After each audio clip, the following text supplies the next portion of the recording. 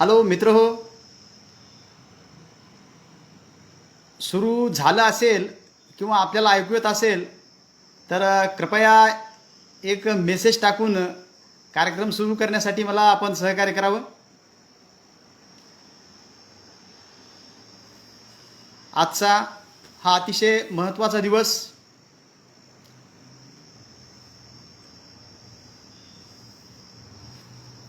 युगपुरुष Bodhisattva विश्वरत्न doctor Babasaheb Ambedkar यांचे नातू तथा त्यांचे वैचारिक वारसदार बहुजन नायक ॲडव्होकेट बाळासाहेब आंबेडकर यांच्या 67व्या वाढदिवसाच्या निमित्तानं सत्यशोधक परिषद कोल्हापूर तसेच सेक्युलर प्रोग्रेसिव्ह फ्रंट कोल्हापूर आयोजित महाराष्ट्रात प्रथमच प्रबोधनात्मक जाहीर व्याख्यानमाला आयोजित केली आहे ऑनलाईन.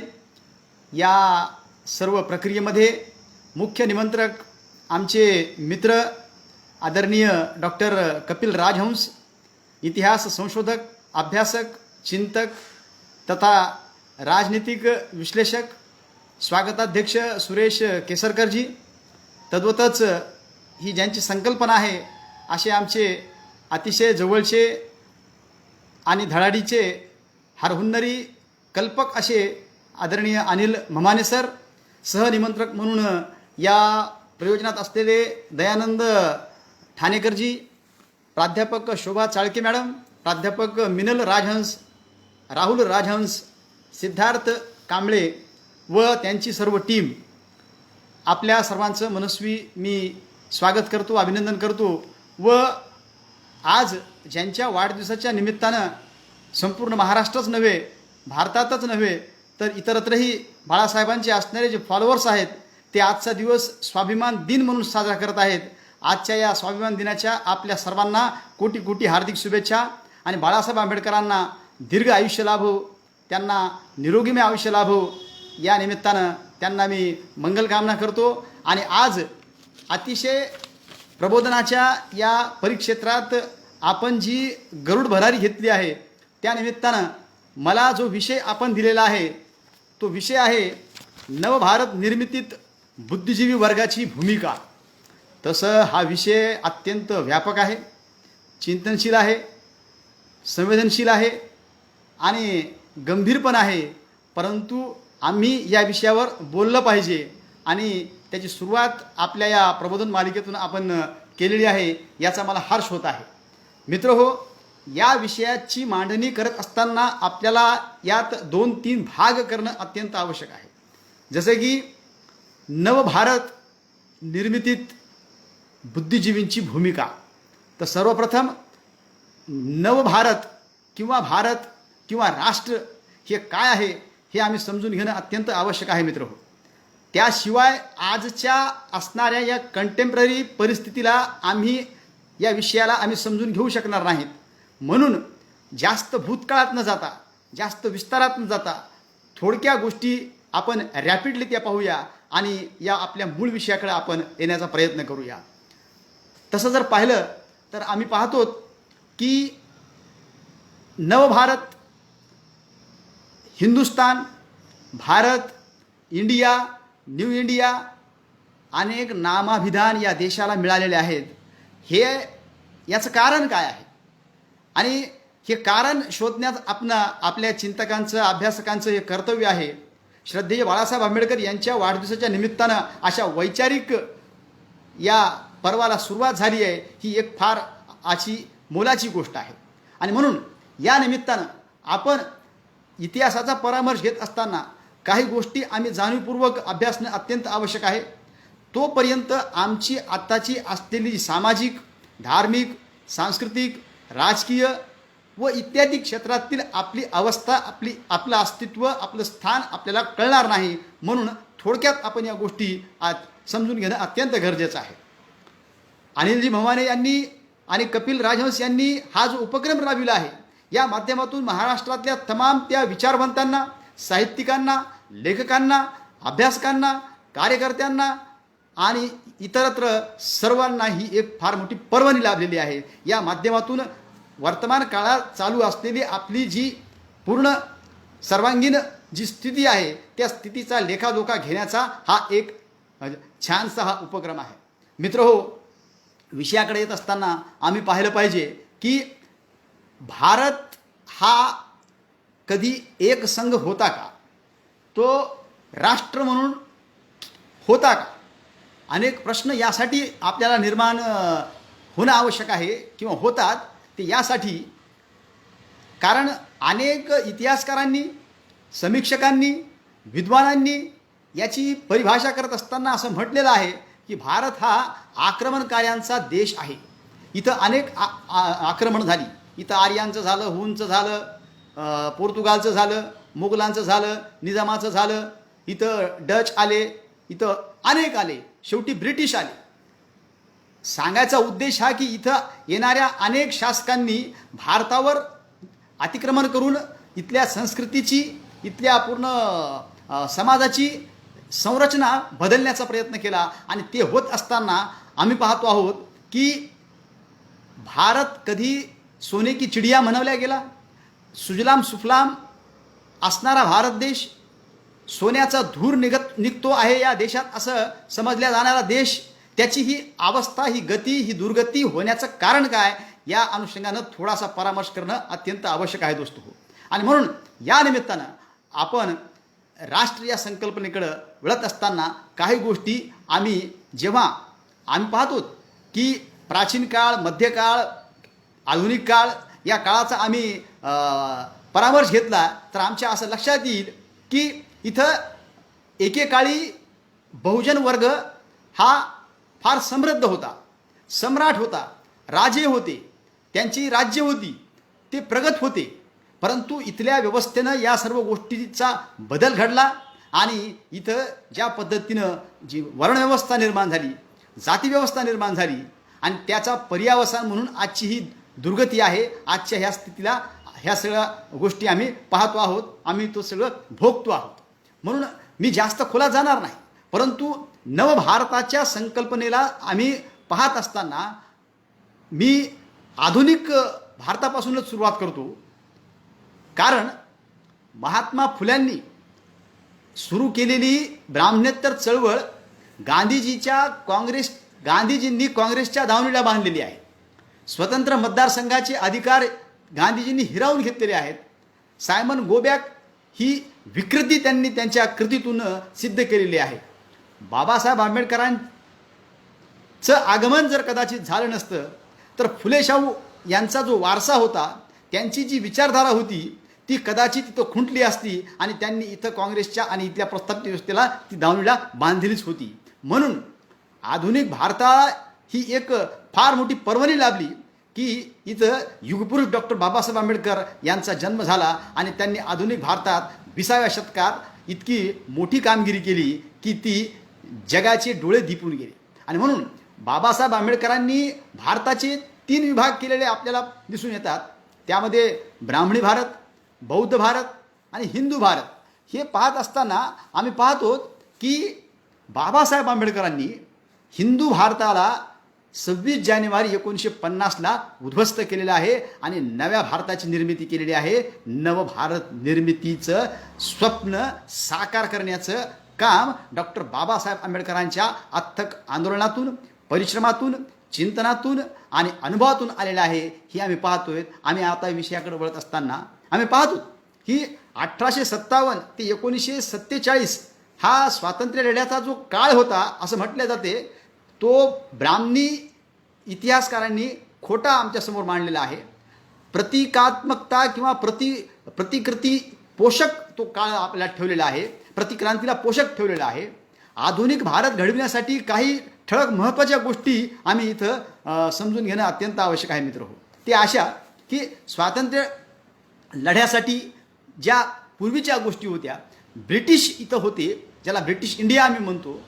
1848ला आधुनिक भारताची मुक्ती निर्माण करण्यासाठी फुले यांनी मुलींची शाळा काढली आणि इथं पहिलं मुक्तीचं आंदोलन सुरू करण्याचा त्यांनी प्रयत्न केला.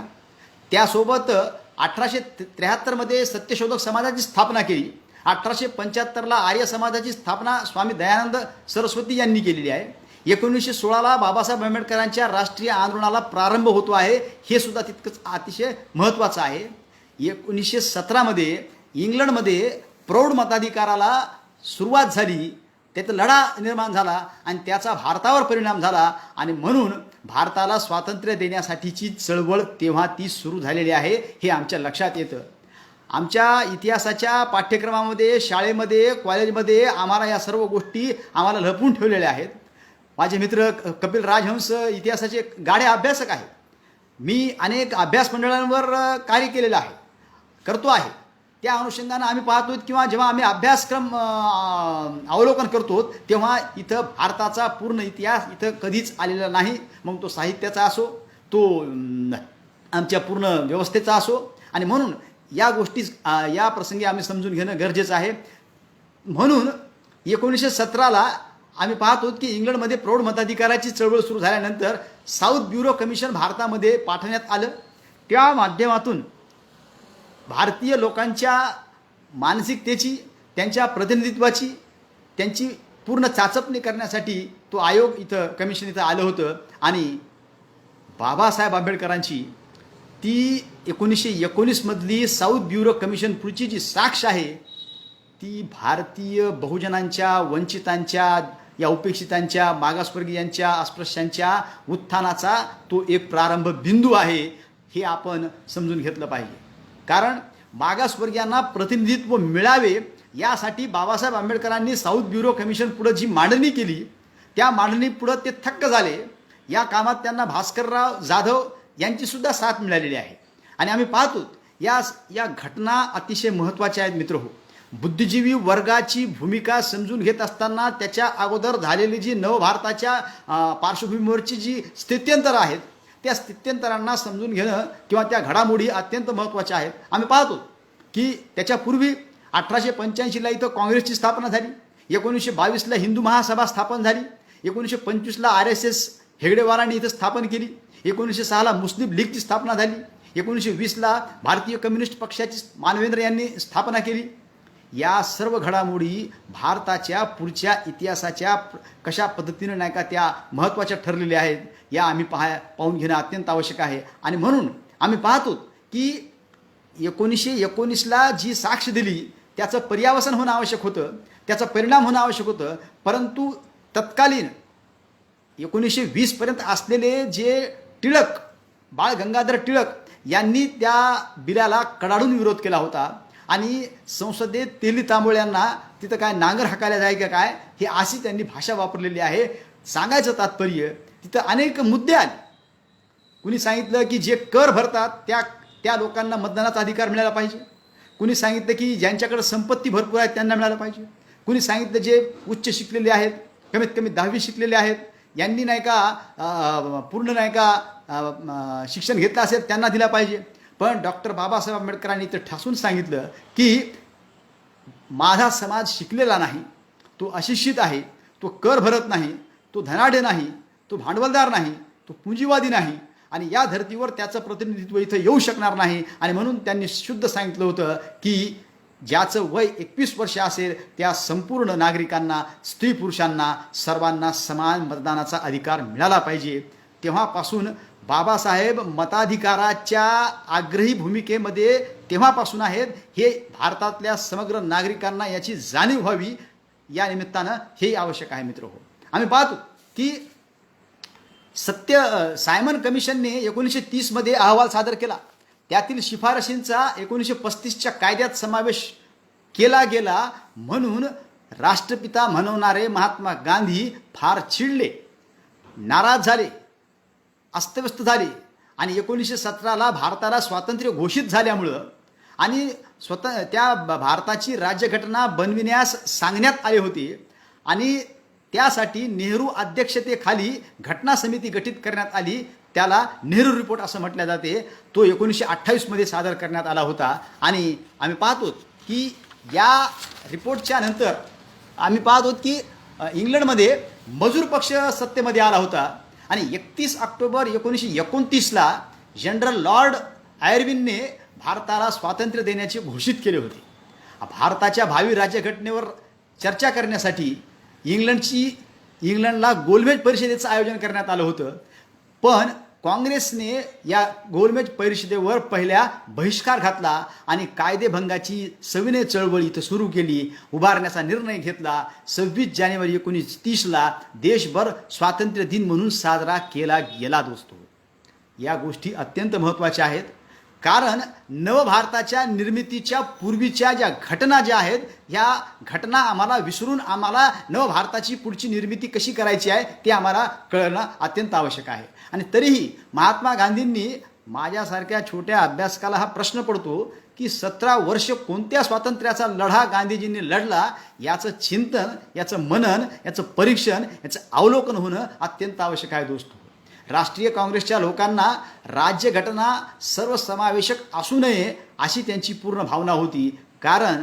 यामध्ये SC, ST, OBC, मायनॉरिटी या वर्गाचा समावेश होणार होता. आणि जर या मागास भागांचा किंवा मागास समूहांचा, या आदिवासींचा, या अस्पृश्यांचा, OBCंचा, मायनॉरिटींचा जर सहभाग झाला तर आमचा धर्म बुडेल, ब्राह्मणी धर्माला तडा लागू नये म्हणून त्यांना ती भीती होती. आणि म्हणून गांधीजीनं दांडी यात्रेचं आयोजन केलेलं आहे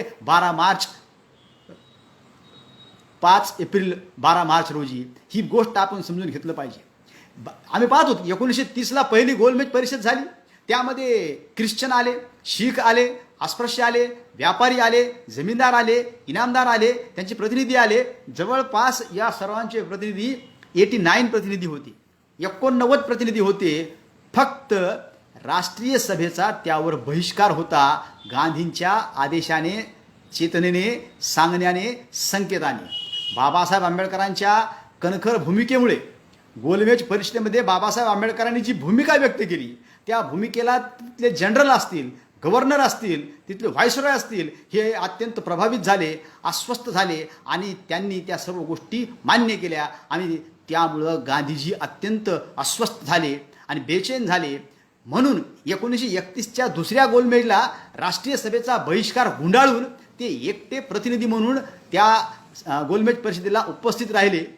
85% भारतीयांना अधिकार द्यायला नको आहेत अशी त्यांची पूर्ण भावना होती. ही अत्यंत गंभीर गोष्ट आहे. दोस्तो, राष्ट्रीय सभा हीच सर्व भारतीयांचे प्रतिनिधित्व करणारी संघटना आहे असा त्यांचा समज होता.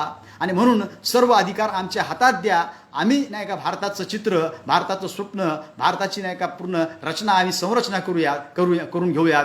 म्हणून बाबासाहेब आंबेडकर अस्पृश्यांचे नेते नाहीत, अस्पृश्यांचा नेता देखील मीच आहे, तमाम भारतीयांचा नेता देखील मीच आहे. आणि म्हणून हा जो त्यांनी जो अट्टहास केला होता, तो अट्टहास गोलमेज परिषदेमध्ये बाबासाहेबांना भारताच्या अनेक भागातून आलेले जे टेलिग्राम्स आहेत त्यातून त्यांचं नेतृत्व तिथं खंडित होतं आणि त्यांचा चेहरा उघडा पडतो, हे आम्ही पाहतो. मित्र, सर्व जातीचे प्रतिनिधित्व गांधीजींनी नाकारलेले आहे. गांधीजींची दुष्ट प्रवृत्ती ओळखून रेम्स मॅकडोनाल्ड यांनी 16 ऑगस्ट 1932ला बाबासाहेब आंबेडकरांनी सादर केलेल्या 4ही मागण्या मंजूर केल्या. इथं बाबासाहेब आंबेडकरांच्या विचाराचा विजय झालेला आहे. त्याला कम्युनल अवॉर्ड घोषित केले गेले. व या जातीय निवाड्यामुळे मुस्लिम, शीख, अँग्लो इंडियन, अस्पृश्य यांना स्वतंत्र मतदारसंघ मिळाला. परंतु या माध्यमातून जे जहागीरदार होते, जे कामगार होते, व्यापारी होते, जमीनदार होते, यांनाही राखीव जागा मिळालेल्या आहेत. आणि गांधीजींनी अस्पृश्यांच्या विरोधात मात्र 20 सप्टेंबर 1932 रोजी येरवाडा, पुणे, महाराष्ट्र येथे आमरण प्राणांतिक उपोषणाला सुरुवात केली. त्यांचं म्हणणं होतं अस्पृश्य हे हिंदूंचाच एक भाग आहेत, that is the part of Hinduism. आणि यामुळं त्यांना वेगळं मताधिकार नको, त्यांना वेगळं स्वातंत्र्य नको. आणि त्यासाठी त्यांनी ते प्राणांतिक उपोषण केलं आहे, ज्याला आपण पुणे करार म्हणतो. तो आपल्या सर्वांना ठाऊक आहे, मी त्यावर जास्त भाष्य करणार नाही. मित्रहो, पुढे गोलमेज परिषदेच्या तिन्ही गोलमेज परिषदेच्या चर्चेमधून 1933ला एक श्वेतपत्रिका प्रसिद्ध झाली आणि त्या आधारे 1935चा भारत सरकारचा कायदा तयार झाला, निर्माण झाला. त्यामध्ये या गोष्टी अत्यंत अंतर्भूत करण्यात आलेल्या आहेत, ज्या महत्त्वाच्या आहेत. 1939मध्ये दुसरं महायुद्धाचा भडका उडाला आणि ब्रिटिश सरकार हादरून गेलं, कारण आंतरराष्ट्रीय पातळीवर त्यांच्यावर दबाव आला.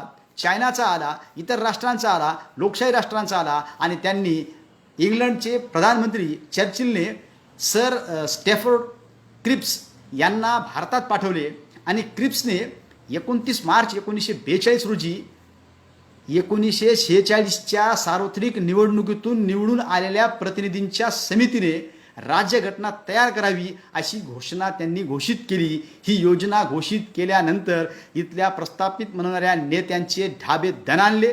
त्यामध्ये गांधी होते, त्यामध्ये जिना होते, त्यामध्ये नेहरू होते, त्यामध्ये या प्रस्थापित स्वतःला असणाऱ्या समज घेणाऱ्या या सर्वांनी त्याची धास्ती घेतली. आणि आम्ही पाहतो की काँग्रेसने मागासवर्गीय प्रतिनिधी निवडून येऊ नयेत याची त्यांनी ती यंत्रणा केली होती, नियोजन केलं होतं. हे बाबासाहेब आंबेडकरांना ठाऊक होतं, कारण वल्लभभाई पटेल यांनी हे विधान केलेलं आहे की बाबासाहेब आंबेडकरांना संसदेच्या दरवाजेच काय, खिडक्यासुद्धा तावधानसुद्धा त्यांच्यासाठी बंद असतील. असं असताना मग बाबासाहेब संसदेत कसे गेले, संविधान सभेत कसे गेले? बऱ्याच मंडळींचा असा एक भ्रामक कल्पना आहे की गांधींच्या आणि नेहरूंच्या आग्रहामुळं, विनंतीमुळं, त्यांच्या नाही का सहकार्यामुळं बाबासाहेब विधानसभेत गेलेत. धादांत खोटं आहे. कारण मित्र हो, बाबासाहेब आंबेडकरांच्या असण्याशिवाय ती गोष्ट शक्य होणार नव्हती. ही काळ्या दगडावरची रेघ होती, हे तितकंच सत्य आहे. कारण ब्रिटिशांनी हे ठरवून सांगितलं होतं की प्रत्येक संवर्गाचे प्रतिनिधी तिथं असले पाहिजेत, त्याशिवाय त्या राज्यघटनेत प्रतिनिधित्व नसतील तर ती नाही का होणार नाही. स्वातंत्र्याची नाही का भाषा त्यांनी विसरून जावी. आणि म्हणून आम्ही पाहतो की या सर्व गोष्टीसाठी काही महत्त्वाच्या बदल बाबासाहेब आंबेडकरांनी करून घेतलेले आहेत. मजूर पक्षाचं रूपांतर त्यांनी अखिल भारतीय शेड्यूल कास्ट फेडरेशनची स्थापना करून केलं 1942ला. याच 1942ला गांधीजीनं चले जाव आंदोलन सुरू केलेलं आहे. हे अतिशय गंभीर आहे. आम्ही या गोष्टीकडे कशा पद्धतीनं पाहतो, चिंतन करतो. त्यातल्या त्यात इथल्या ओबीसी वर्गानं, इथल्या आदिवासी बांधवांनी, इथल्या मायनॉरिटी बांधवांनी या सर्व गोष्टींचं महत्त्व जाणून घेतलं पाहिजे. कारण त्यांचं असणारं जे अस्तित्व आहे त्या अस्तित्वाची लढाई बाबासाहेब आंबेडकर लढत होते. आणि बाबासाहेब आंबेडकर निव्वळ अस्पृश्यांसाठी, मागासवर्गीयांसाठी लढत नव्हते, तर तमाम भारतातले उपेक्षित, वंचित, दुर्लक्षित असणारे जे घटक आहेत त्या घटकांसाठी ते अहोरात्र नाही का काम करत होते, जीवाची बाजी लावत होते. हे आम्ही पाहतो आहोत. 1946च्या सार्वत्रिक निवडणुकीमध्ये बाबासाहेबांचा पक्ष जर मताधिक्याने निवडून आला तर संविधान सभेत त्यांचे प्रतिनिधी घ्यावेच लागतील, ही भावना गांधीजींना होती. म्हणून त्यांनी चले जाव आंदोलनाची सुरुवात केलेली आहे, हे आपण समजून घेतलं पाहिजे.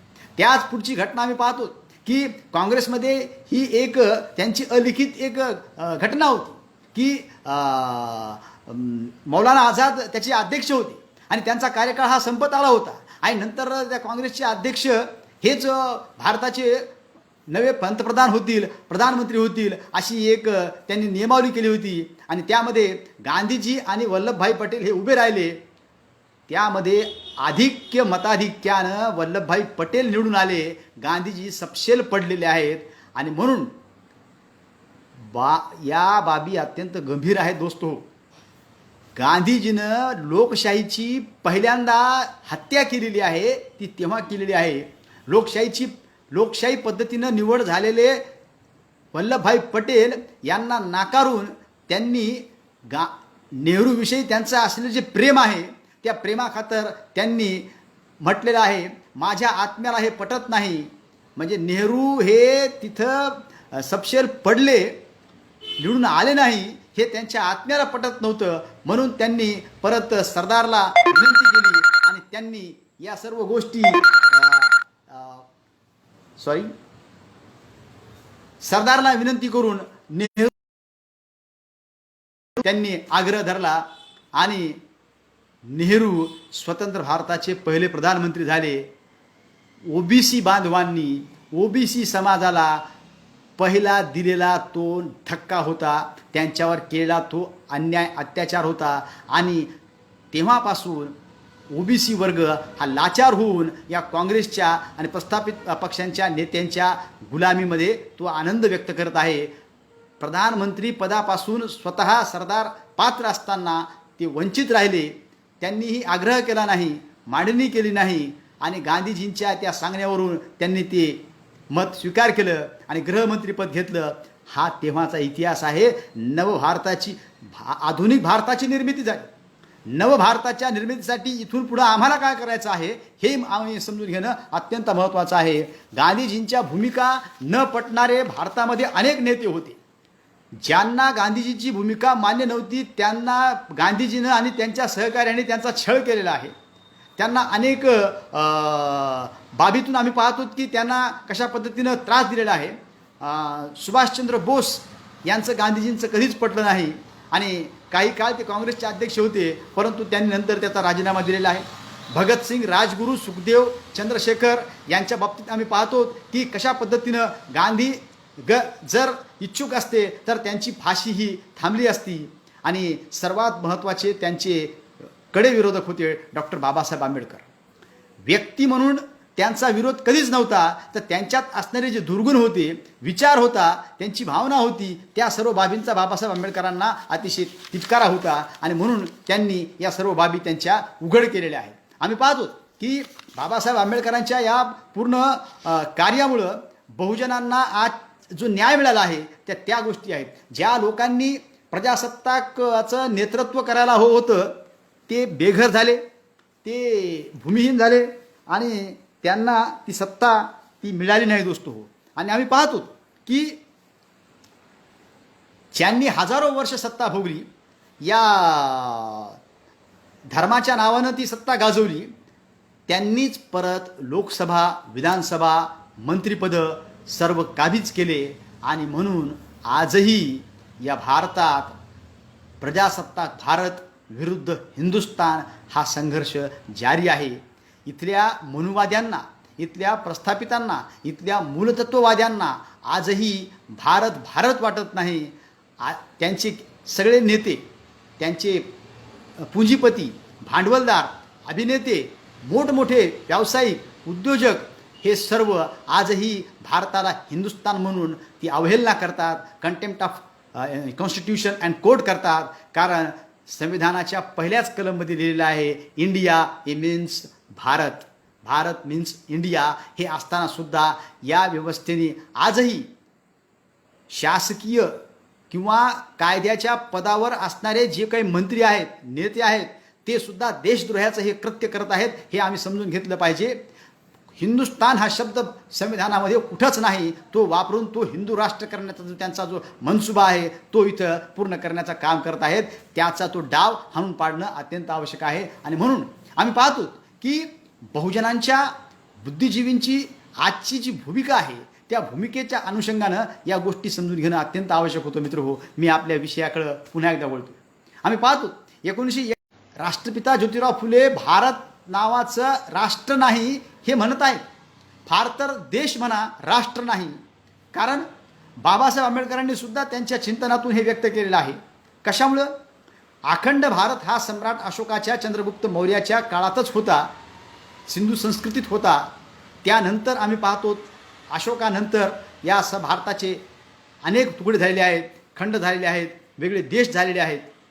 इथं जितकी संस्थानिकं होती 550, 560, ही सर्व संस्थानिकांना स्वतःचं राष्ट्र संबोधित होती, स्वतःचा देश संबोधित होती आणि इतरांना ते परके समजत होते. हे आम्ही समजलं पाहिजे किंवा ही इथली वास्तविकता होती. आणि म्हणून बाबासाहेब आंबेडकरांनी 26 जानेवारी 1950 पासून देश प्रजासत्ताक होणार आहे आणि या देशाला आपसातील फुटीचा, कलंकाचा हा इतिहास आहे, ते विसरता कामा नये. म्हणून संसदेमध्ये त्यांनी जे भाषण केलं होतं, संविधान सभेमध्ये जे भाषण केलं होतं की इथल्या भारताच्या इतिहासात जेव्हा लढाया झाल्या त्या लढायामध्ये इथल्या भारतीयांनीच फितुरी केलेली आहे, दगाबाजी केलेली आहे आणि या घरच्याच विशंभरांनी किंवा या विभीषणांनी सत्यानाश केलेला आहे. मग ते छत्रपती शिवाजी महाराजांच्या काळात असतील, ते महाराणा प्रतापांच्या काळात असतील, ते आमच्या पूर्वीच्या सम्राट अशोकाच्या काळात असतील किंवा त्याच्याही आधी असतील, या सर्वांनी ज्या पद्धतीनं नाही का दगाबाजी केलेली आहे, तोच दगाबाजीचा संभवता या आमच्या आधुनिक भारतात, प्रजासत्ताक भारतात पुन्हा उद्भवू नये, पुन्हा त्याची नाही का ती परिणती होऊ नये याची काळजी घेणं अत्यंत आवश्यक आहे. तो संदर्भ आपल्याला ठाऊक आहे, त्याकडे मी अधिक न जाता पुढील विषयाकडे वळतो. मित्र हो, आम्ही पाहतो की बुद्धिजीवी वर्गाची भूमिका तपासून घेत असताना एक संदर्भ अत्यंत महत्त्वाचा आहे. अनेक जणांना प्रश्न हा पडतो की हू इज इंटेलेक्च्युअल क्लास? बुद्धिजीवी कोण? बुद्धिजीवी म्हणजे बऱ्याच जणांचा असा भास आहे की जे MA झाले, MPhil झाले, PhD झाले, उच्च विद्याशिभूत शिकले, दे आर इंटेलेक्च्युअल्स. मित्र हो, ती संकुचित संकल्पना आहे, हे आपण समजून घेतलं पाहिजे. बुद्धिजीवी म्हणजे कोण हे मी आपल्याला सांगणारच आहे. तत्पूर्वी बाबासाहेब आंबेडकरांनी आम्ही पाहतो की 1944ला एक अत्यंत महत्त्वाची घटना घडलेली आहे की बनारस हिंदू विश्वविद्यालय आणि अलीगड मुस्लिम विश्वविद्यालय या दोन्ही विद्यापीठांना सरकारनं तत्कालीन प्रत्येकी 3-3 लाखाचं अनुदान हे मंजूर केलं होतं. जेव्हा ही गोष्ट बाबासाहेब आंबेडकरांना कळाली, तो स्पेशल फंड त्यांना देण्यात आला होता. मग बाबासाहेब आंबेडकरांनी त्या काळी जवळपास त्याचं मूल्य काय असेल त्या 3 लाखाचं, तुम्हाला आज असं वाटत असेल की ते 3 लाख म्हणजे काही नाही, परंतु दोस्तो त्या काळी 65 रुपये 1 तोळा सोनं होतं.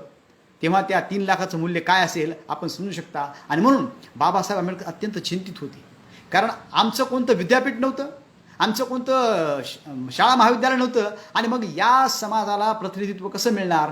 त्यांनी लगेच गव्हर्नर लॉर्ड लिथगो यांना भेटले, अस्पृश्यांच्या व्यथा व्यक्त केल्या, त्यांच्या भावना व्यक्त केल्या, त्यांची नाही का दुर्बलता आणि त्यांच्यावर असलेला जो अन्याय आहे तो व्यक्त करून ती भूमिका त्यांना पटवून दिली. आणि त्यावर त्या गव्हर्नरने असं सांगितलं की मी गांधीजींना म्हणालो होतो त्यांना याच्यात सहभागी करून घ्या, परंतु गांधीजींनी असं म्हटलं की त्यांच्यामध्ये कुणीही शिकलेलं नाही, म्हणून त्यांना देण्याची काही आवश्यकता नाही. परंतु बाबासाहेब आंबेडकरांनी जेव्हा गव्हर्नरला सर्व गोष्टी ह्या समोर आणून दिल्या, तेव्हा त्यांनी तत्काळ तो प्रस्ताव स्वीकारला आणि बाबासाहेब आंबेडकरांनी तेव्हा हायर एज्युकेशनसाठी, उच्च शिक्षणासाठी इंग्लंडला पाठवण्यासाठी, सरकारी खर्चाने पाठवण्यासाठी प्रस्ताव पारित त्यांनी दिला. तो पारित झाला आणि 1944ला 15 आणि 1946ला 16 असे 31 विद्यार्थी गेलेले आहेत. त्या प्लॅनला कोलंबो प्लॅन म्हणतात. त्या कोलंबो प्लॅनच्या अंतर्गत बाबासाहेब आंबेडकरांनी या 31 विद्यार्थ्यांना पाठवलेलं आहे. बाबासाहेबांची ही रास्त अपेक्षा होती की जेव्हा हे भारतात परत येतील तेव्हा ह्या माझ्या चळवळीला, या मागासवर्गीय समाजाचं हित करतील, कल्याण करतील आणि त्यांच्या पूर्ण जीवनाच्या उद्धारासाठी आपलं ते योगदान देतील. आणि म्हणून परंतु झालं विपरीत. यामधले फक्त 2 व्यक्ती बाबासाहेब आंबेडकरांच्या सोबत राहिलेले आहेत. आणि आम्ही पाहतो रत्नाकर गायकवाड IAS असणारे इथले, त्यांचे वडीलही त्यात होते. त्यांनी बाबासाहेब आंबेडकरांच्या त्या योजनेचा लाभ घेतला आणि मुलांनी इथंच ज्या बाबासाहेब आंबेडकरांनी या भारतातल्या करोडो दीनदलितांचा, उपेक्षितांचा, वंचितांचा, बहुजनांचा उद्धार केला, त्यांच्याच आंबेडकर भवनाचा उद्ध्वस्त करण्यासाठी पुढाकार घेतला. ही निर्दयीची कृती त्यांनी केलेली आहे.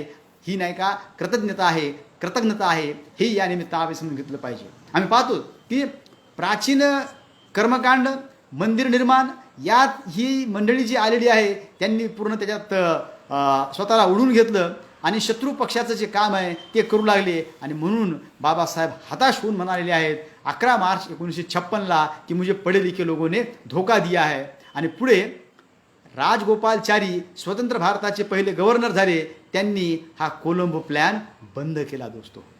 आणि म्हणून आमची जी अवस्था असण्याचं कारण या सर्व गोष्टी आहेत. या म्हणून बुद्धिजीवी वर्गाची असणारी जी भूमिका आहे ती देश पातळीवर अनेक जाती धर्मामध्ये विखुरलेला बहुजन समाजातील बुद्धिजीवी वर्ग हा आजही पारंपरिक धर्मव्यवस्थेच्या पोतेनिष्ठमध्ये, कर्मकांडामध्ये अडकून पडलेला आहे.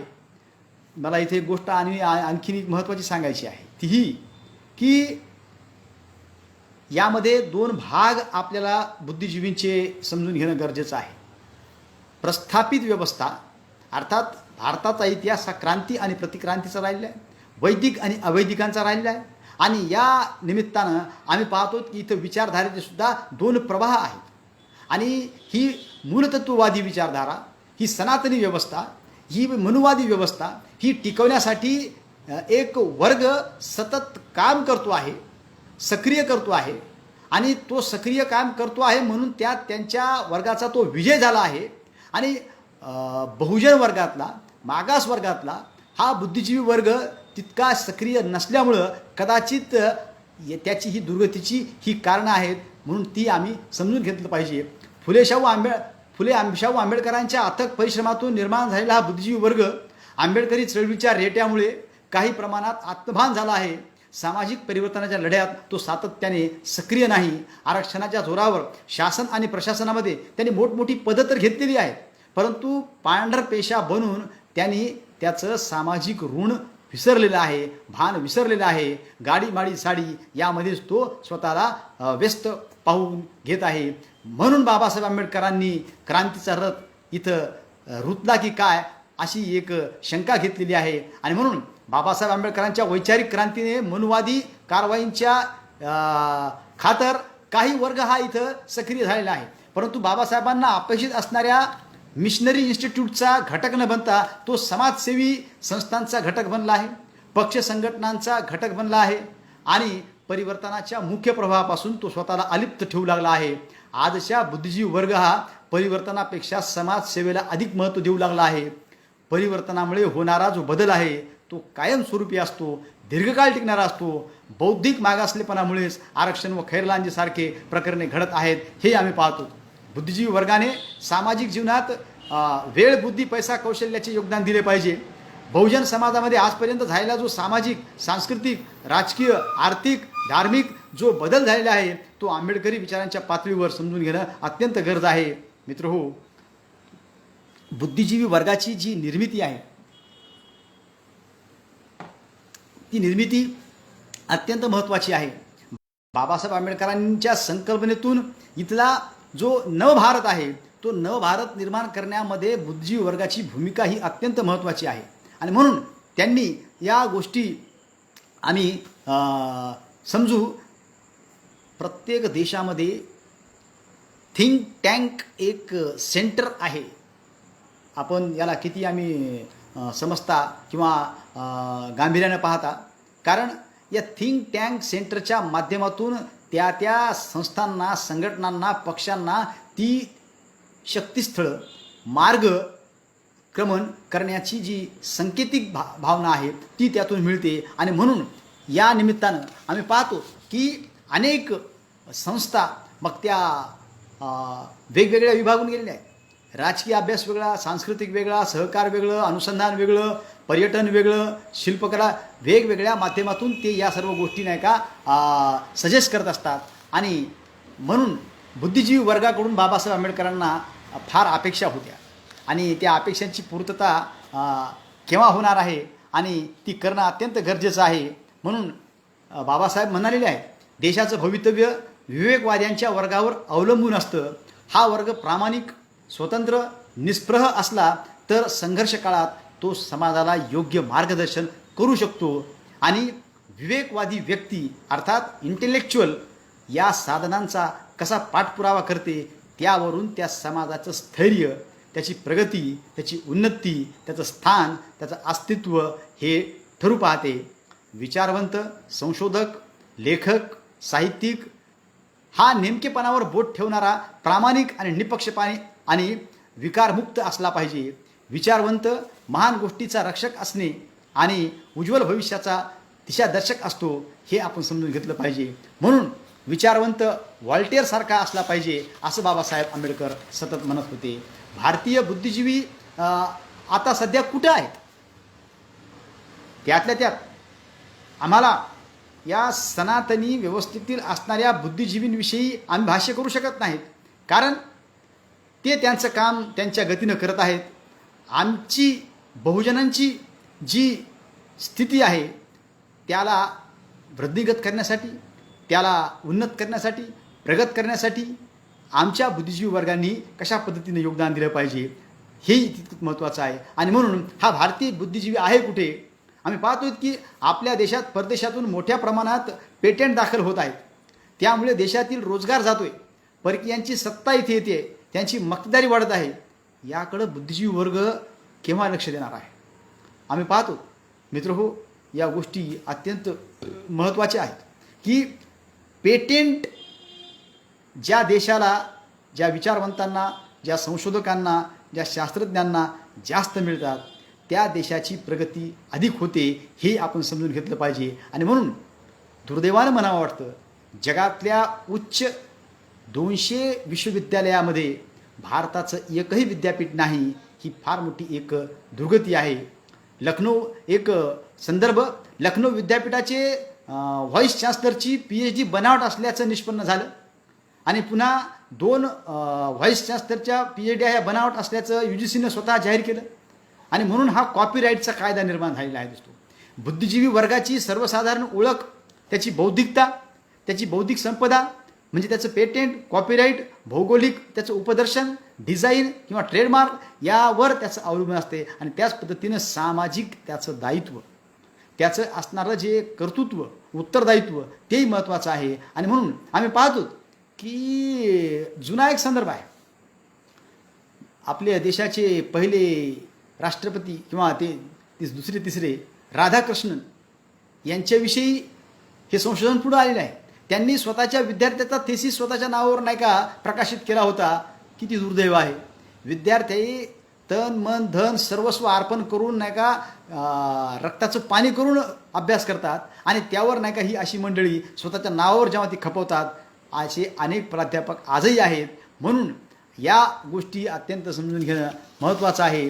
म्हणून ही जी प्रज्ञा आहे, त्यांचं असलेलं जे इंटेलेक्च्युअलपणा आहे, हे या निमित्तानं पुढे येणं अत्यंत आवश्यक आहे. मित्रहो, या सर्व गोष्टींचा परिणाम आमच्या पूर्ण जीवनावर सुद्धा झालेला आहे. उद्योग धंद्यांसोबतच शिक्षण क्षेत्राचंही खाजगीकरण इथं झालेलं आहे. अनेक अभिमत विद्यापीठं इथं खाजगीकरणाच्या माध्यमातून आलेली आहेत. अर्थात 1990 नंतर लिबरलायझेशन, प्रायव्हेटायझेशन आणि ग्लोबलायझेशनच्या भूमिकेमुळं हे सर्व घडलेलं आहे. म्हणून विना अनुदान तत्त्व तेव्हापासून सुरू झालं आणि विना अनुदान तत्त्वामुळं आमचे असणारे अनेक नेट, सेट, MPhil, PhD धारक पात्र उमेदवार असूनसुद्धा त्यांना नोकरीपासून वंचित राहावं लागत आहे. या सर्व बाबी अत्यंत गंभीर आहेत. दोस्तो, आमचे असे मित्र आहेत, विद्यार्थी आहेत, जे 15-15 वर्ष झालं, 17-17 वर्ष झालं ते नेट आहेत, सेट आहेत, PhD आहेत, परंतु त्यांना पूर्ण वेळ नोकरी नाही. हे या धोरणाचा, या मूलगामी यांच्या नाही का तत्त्वज्ञानाचा आणि यांच्या ह्या पूर्ण खाजगीकरणाचा हा परिणाम आहे. ह्या सगळ्या बहुजनांना तो भोगावा लागत आहे. आणि म्हणून आम्ही पाहतो की देशामध्ये हायर एज्युकेशनची परिस्थिती अत्यंत महत्त्वाची आहे. बाबासाहेब आंबेडकरांनी हायर एज्युकेशनमध्ये कुठलीही तडजोड केलेली नाही, हे आम्ही समजून घेतलं पाहिजे. आणि उच्च शिक्षण घेत असताना बाबासाहेब आंबेडकरांनी या सर्व वर्गाला जी प्रेरणा दिलेली आहे. आम्ही पाहतो की या देशात 13% विद्यार्थी सध्या उच्च शिक्षण घेत आहेत. सम्राट अशोकाच्या काळात 67% लोक हायर एज्युकेशन घेत होते. हा एक आमचा इतिहास आहे. आणि म्हणून शिक्षणाचं खाजगीकरणसुद्धा या निमित्तानं होणं अत्यंत आवश्यक आहे. मित्रहो, आम्ही पाहतो की बुद्धिजीवींची जी विंग ज्या पद्धतीनं प्रतिगाम्यांची, सनातन्यांची, मनुवाद्यांची जी काम करत आहे, ती फार मोठं होत आहे, मोठं काम करत आहे. आणि त्या तुलनेत आमच्या बहुजनांच्या चळवळी, संघटना, पक्ष यामध्ये या बुद्धिजीवींचं असणारं जे योगदान आहे ते अल्पमात्रात आहे. म्हणून येत्या काळामध्ये याचा आम्हाला फार मोठा धोका आहे. तो धोका आम्ही ओळखला पाहिजे. शास्त्रज्ञ, विचारवंत, साहित्यिक, लेखक, प्रशासक, डॉक्टर, इंजिनियर, प्रोफेसर, वकील, उद्योजक, पत्रकार, संपादक, NGO, नेता, IPS, IFS, IAS या अनेक प्रवर्गातून असणारे जे बुद्धिजीवी आहेत त्यांचं हे कर्तव्य आहे की देश, समाज कोणत्या दिशेनं न्यायचा आहे हे ते ठरवू शकतात. म्हणून आम्ही पाहतो की निवडणुकीच्या काळामध्ये बुद्धिजीवी हा कुठं जातो, तो गप्प का आहे. विचारवंत, साहित्यिक, लेखक, चिंतक, वक्ते ज्यावेळी त्यांनी बोलण्याची आवश्यकता आहे त्यावेळेस त्यांनी ते का बोलत नाहीत, हे फार मोठा प्रश्न आहे. आणि म्हणून हिंदुइझमसाठी, हिंदू राष्ट्रासाठी बौद्धिक काम करणारी त्यांची जी यंत्रणा आहे, RSSच्या माध्यमातून त्यांच्या अनेक वाहिन्या आहेत, अनेक विंग्स आहेत. त्यांच्या वेद पाठशाळेमध्ये विद्यार्थी पारंपरिक शिक्षण घेऊ शकत नाहीत, तो त्यांनी बदल करून त्यांनी नवतांत्रिक शिक्षणाची नाही का परंपरा सुरू केली आहे. गुरुकुल सिस्टीम त्यांनी सुधारित केलेली आहे. पश्चिमी आमचं नकल करते असं म्हणत आहे. आणि मला थोडंसं आश्चर्य वाटते की नालंदा, तक्षशिला, विक्रमशिला सारखी विश्वविद्यालय इथं जगामध्ये इथं फेमस होती. त्यांचा आमचा इतका परंपरावादी इतिहास आहे, तो इतिहास आम्हीच विसरलो की काय. आणि आता इथली मनुवादी, इथली सनातनी व्यवस्था या विद्यापीठांना ती त्यांची संस्कृती सांगून त्यांचं ते गुणगान करत आहेत. ही फार मोठी धोक्याची घंटा आहे दोस्तो. त्यांच्या शाखेमध्ये जाऊन अनेक बांधवांचं ते कशा पद्धतीनं संस्करण करत आहेत, परिष्करण करत आहेत, हे अत्यंत महत्त्वाचा भाग आपण समजून घेतला पाहिजे. कारण विचारधारा ही अत्यंत महत्त्वाची आहे. आम्ही पाहतो एक गंभीर गोष्ट आहे.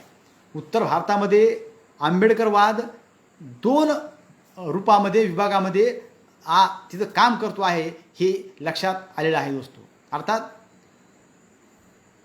परिवर्तनवादी साहित्याची, आंबेडकरवादी साहित्याची, दलित साहित्याचे, बहुजन साहित्याचे प्रेरणास्थान डॉक्टर बाबासाहेब आंबेडकर आहेत हे निर्विवाद सत्य आहे. ते असताना उत्तर भारतातला एक वर्ग संघाच्या आदेशानुसार या गोष्टी अत्यंत समजून घेणं महत्त्वाचं आहे. आणि म्हणून बाबासाहेबांच्या नंतर आजही त्यांची अपेक्षा बहुजन समाजातील बुद्धिजीवी वर्ग पूर्ण करू शकला नाही, ही फार मोठी खंत आहे. आणि म्हणून 21व्या शतकातील बुद्धिजीवी वर्गासमोरील जी आव्हानं आहेत ती फार मोठी आहेत.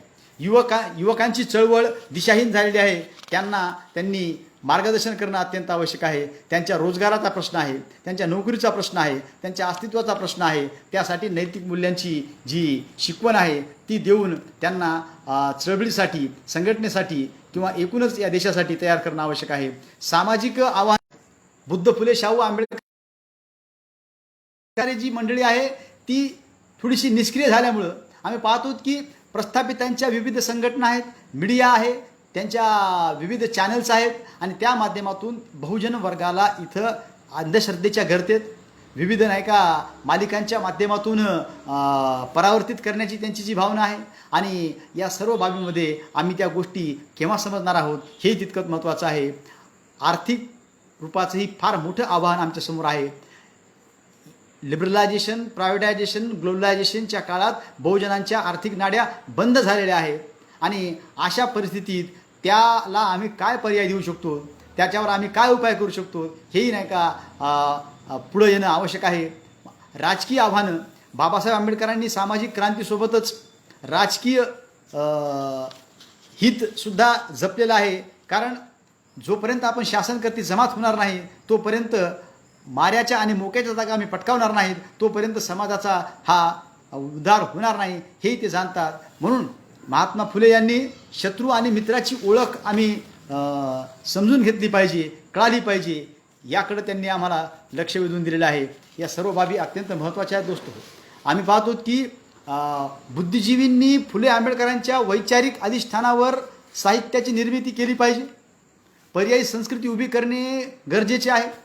त्याच धर्तीवर आम्ही पाहतो, कदाचित कोणाला आवडणार नाही, कुलगुरू असलेले, नियोजन मंडळाचे सदस्य असलेले नरेंद्र जाधवसारखे माणसं आम्ही आणि आमचा बाप जेव्हा आत्मकथन लिहितात तेव्हा आम्ही पाहतो की त्यातून आंबेडकरवादाला ते कशा पद्धतीने तिलांजली देतात किंवा इथल्या धार्मिक व्यवस्थेची ते कसे गुलाम आहे हे दाखवण्याचा प्रयत्न करतात. किंवा जी आत्मकथनं सुरुवातीला आलेली आहेत, मग ते बलुतं असेल, मग ती आता ज्यांना पुरस्कार मिळाले त्याची फार चर्चा होत आहे, शरणकुमार लिंबाळे यांची काही असतील किंवा कांबळेची असतील, यावर मी अधिक भाष्य यासाठी करत नाही की आपल्याला पुढच्या विषयाकडे वळायचं आहे. परंतु यांनी यांच्या साहित्यातून स्वतःच्या समाजाची जी दुरावस्था, जी अश्लीलता, जी चारित्र्यहीनता जी मांडलेली आहे त्यातून कुठलाच उद्बोध होत नाही, कुठली प्रेरणा मिळत नाही, कोणताच विद्रोह होत नाही. त्या तुलनेत अण्णाभाऊ साठेंच्या साहित्यातले जे नायक आहेत, नायिका आहेत ते बंडखोर आहेत, विद्रोही आहेत. हे आम्ही समजून घेतलं पाहिजे. प्रस्थापित व्यवस्थेला या पद्धतीची लेखक, साहित्यिक हवी आहेत. ते त्यांनाच अनेक पुरस्कार देत आहेत आणि म्हणून या नैतिक या अशा प्रसंगी नैतिक मूल्यांचा विकास करणं अत्यंत गरजेचं आहे आणि स्वतःची साधनं किंवा स्वतःचा मीडिया निर्माण करणंही अत्यंत आवश्यक आहे. स्वतःचा बाबासाहेब आंबेडकर म्हणाले आहेत की चळवळीला जर मुखपत्र नसेल तर ती चळवळ ही पंख छाटलेल्या पक्षाप्रमाणे असते आणि म्हणून आम्ही या गोष्टी अत्यंत समजून घेणं आवश्यक आहे. आणि प्रशिक्षित नेतृत्व निर्माण करण्यासाठी बुद्धिजीवींनी जे आपलं योगदान देणं गरजेचं आहे.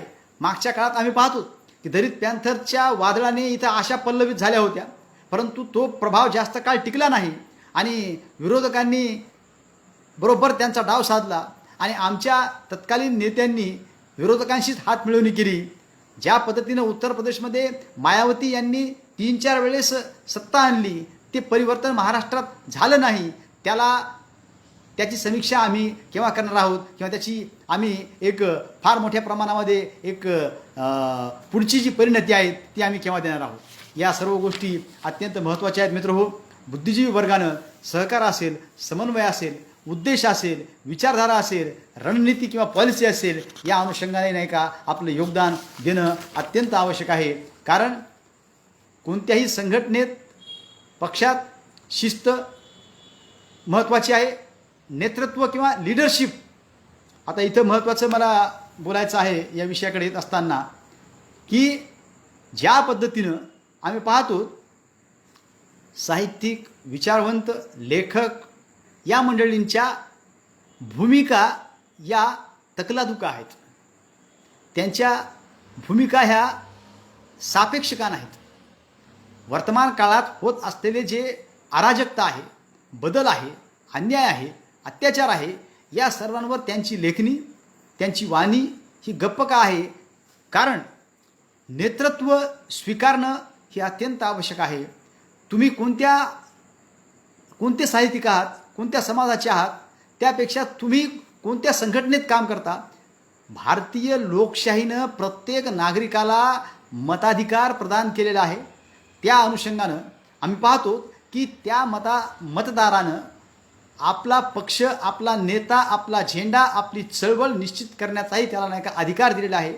भलेही त्याच्यामध्ये तुम्ही प्रत्यक्ष किंवा अप्रत्यक्ष काम करू शकता, परंतु तुमचं योगदान त्या निमित्तानं तुम्ही अधोरेखित केलं पाहिजे, हे तितकंच महत्त्वाचं आहे. म्हणून बाबासाहेब आंबेडकरांनी उगीच म्हटलं नाही की जा आणि तुमच्या घराच्या भिंतीवर जाऊन लिहून ठेवा की तुम्हाला शासनकर्ती जमात बनायचं आहे. आणि वर्तमान नेतृत्वामध्ये जी खुबी आहे ती आम्ही केव्हा ओळखणार आहोत. आम्ही पाहतो की विचारधारा ही अत्यंत महत्त्वाची आहे. वर्तमान काळात असणारे जे नेते म्हणवणारे आहेत, हे नेते कोणत्या विचाराचे आहेत, त्यांचं वैचारिक अधिष्ठान काय आहे, त्यांचे मालक कोण आहेत, ते किती स्वाभिमानी आहेत, हे केव्हा आपण कळणार आहेत. जोपर्यंत याची उजळणी होणार नाही, याची समीक्षा होणार नाही, याची दखल घेणार नाहीत, तोपर्यंत आम्हाला येणाऱ्या पुढच्या काळाची जी पावलं आहेत ती आम्हाला कळणार नाहीत. या कामी आम्ही पाहतो. मला इथं मुख्य विषयाकडे येताना आता परत एकदा की नवभारत निर्मितीत बुद्धिजीवी वर्गाची भूमिका विशद करत असताना वर्तमान काळात आज जी अवस्था सुरू आहे, मग ती राजकीय असेल, धार्मिक असेल, सांस्कृतिक असेल, सहकाराची असेल, शैक्षणिक असेल, या सर्वांमध्ये आमचा रोल अत्यंत महत्त्वाचा आहे. हे आम्ही समजून घेणं अत्यंत आवश्यक आहे. का? स्वातंत्र्यानंतरच्या काळामध्ये बाबासाहेब आंबेडकरांच्या प्रभावाने तयार झालेले बुद्धिजीवी त्यांनी आपलं योगदान पूर्णपणे दिलेलं आहे. त्यांच्याविषयी तसुभरही नाराजी नाही. परंतु वर्तमान काळामध्ये, समकाळामध्ये आम्ही पाहतो आहोत की ती भूमिका, त्याचं जे पुढं नेण्याचा जो भाग आहे तो का होत नाही. जसं की आम्ही पाहतो राजा ढाले असतील, जवी पवार असतील, अविनाश डोळस असतील, यांनी बाबासाहेब आंबेडकरांच्या नंतर बाळासाहेब आंबेडकरांचं नेतृत्व मानून, राजगृहाला प्रमाण मानून, दीपस्तंभ मानून आपलं पूर्ण योगदान दिलेलं आहे, उत्कर्ष दिला आहे. आंबेडकरी चळवळ सक्षम करण्यामध्ये त्यांनी त्यांचं नाही का फार मोठं योगदान दिलं आहे, जे शब्दातीत आहे. आम्ही पाहतो की एक आंबेडकरी चळवळीचे किंवा आंबेडकरी साहित्याचे हे भाष्यकार ठरलेले आहेत. उगाच नाही. त्यांनी बंगले स्वतःकडे लक्ष दिले नाही, स्वतःच्या उन्नतीकडं किंवा फार संपत्तीकडं किंवा खासदार होतील, आमदार होतील, मंत्री होतील यासाठी त्यांनी चळवळी केल्या नाही.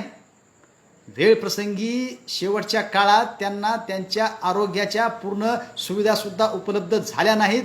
हे इतिहास आहे. याची सुद्धा इथल्या तमाम नागरिकांनी, आंदोलनकर्त्यांनी, कार्यकर्त्यांनी, पदाधिकाऱ्यांनी नोंद ठेवली पाहिजे दोस्तो.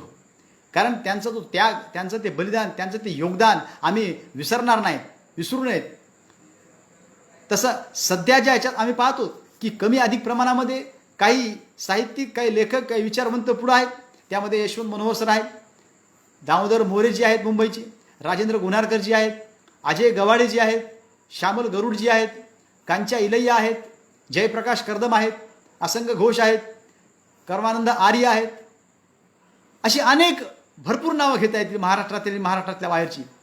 दिल्लीच्या एक कौशल पवार आहेत, सूरज बडतिया आहेत. इथं विचार जगताना, मांडताना, कार्यान्वित करताना त्याचा कशा पद्धतीनं सामना करून त्याला कशा पद्धतीनं संपवण्याचंही इथं षडयंत्र केलं जातं आम्ही पाहतो. इथं नरेंद्र दाभोळकरांची हत्या झाली, इथं गोविंद पानसरे यांची हत्या झाली, कलबुर्गी कुलगुरू यांची हत्या झाली, गौरी त्यांची हत्या झाली.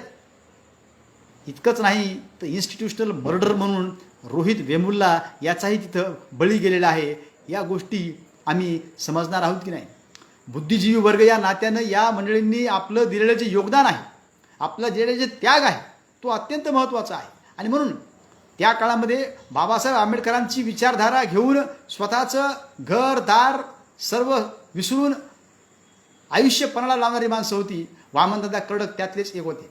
बाबूराव बागुल यांच्या साहित्यातून आम्ही पाहतो की कशा पद्धतीनं तो पूर्ण पट बाबासाहेबांचा उलगडा आहे. शंकरराव खरातांच्या माध्यमातून किंवा आम्ही पाहतो की घोडेस्वारांच्या माध्यमातून बाबासाहेब आंबेडकरांची चळवळ त्यांनी नेटानं डॉक्युमेंटेशन हे अत्यंत आवश्यक आहे दोस्त हो.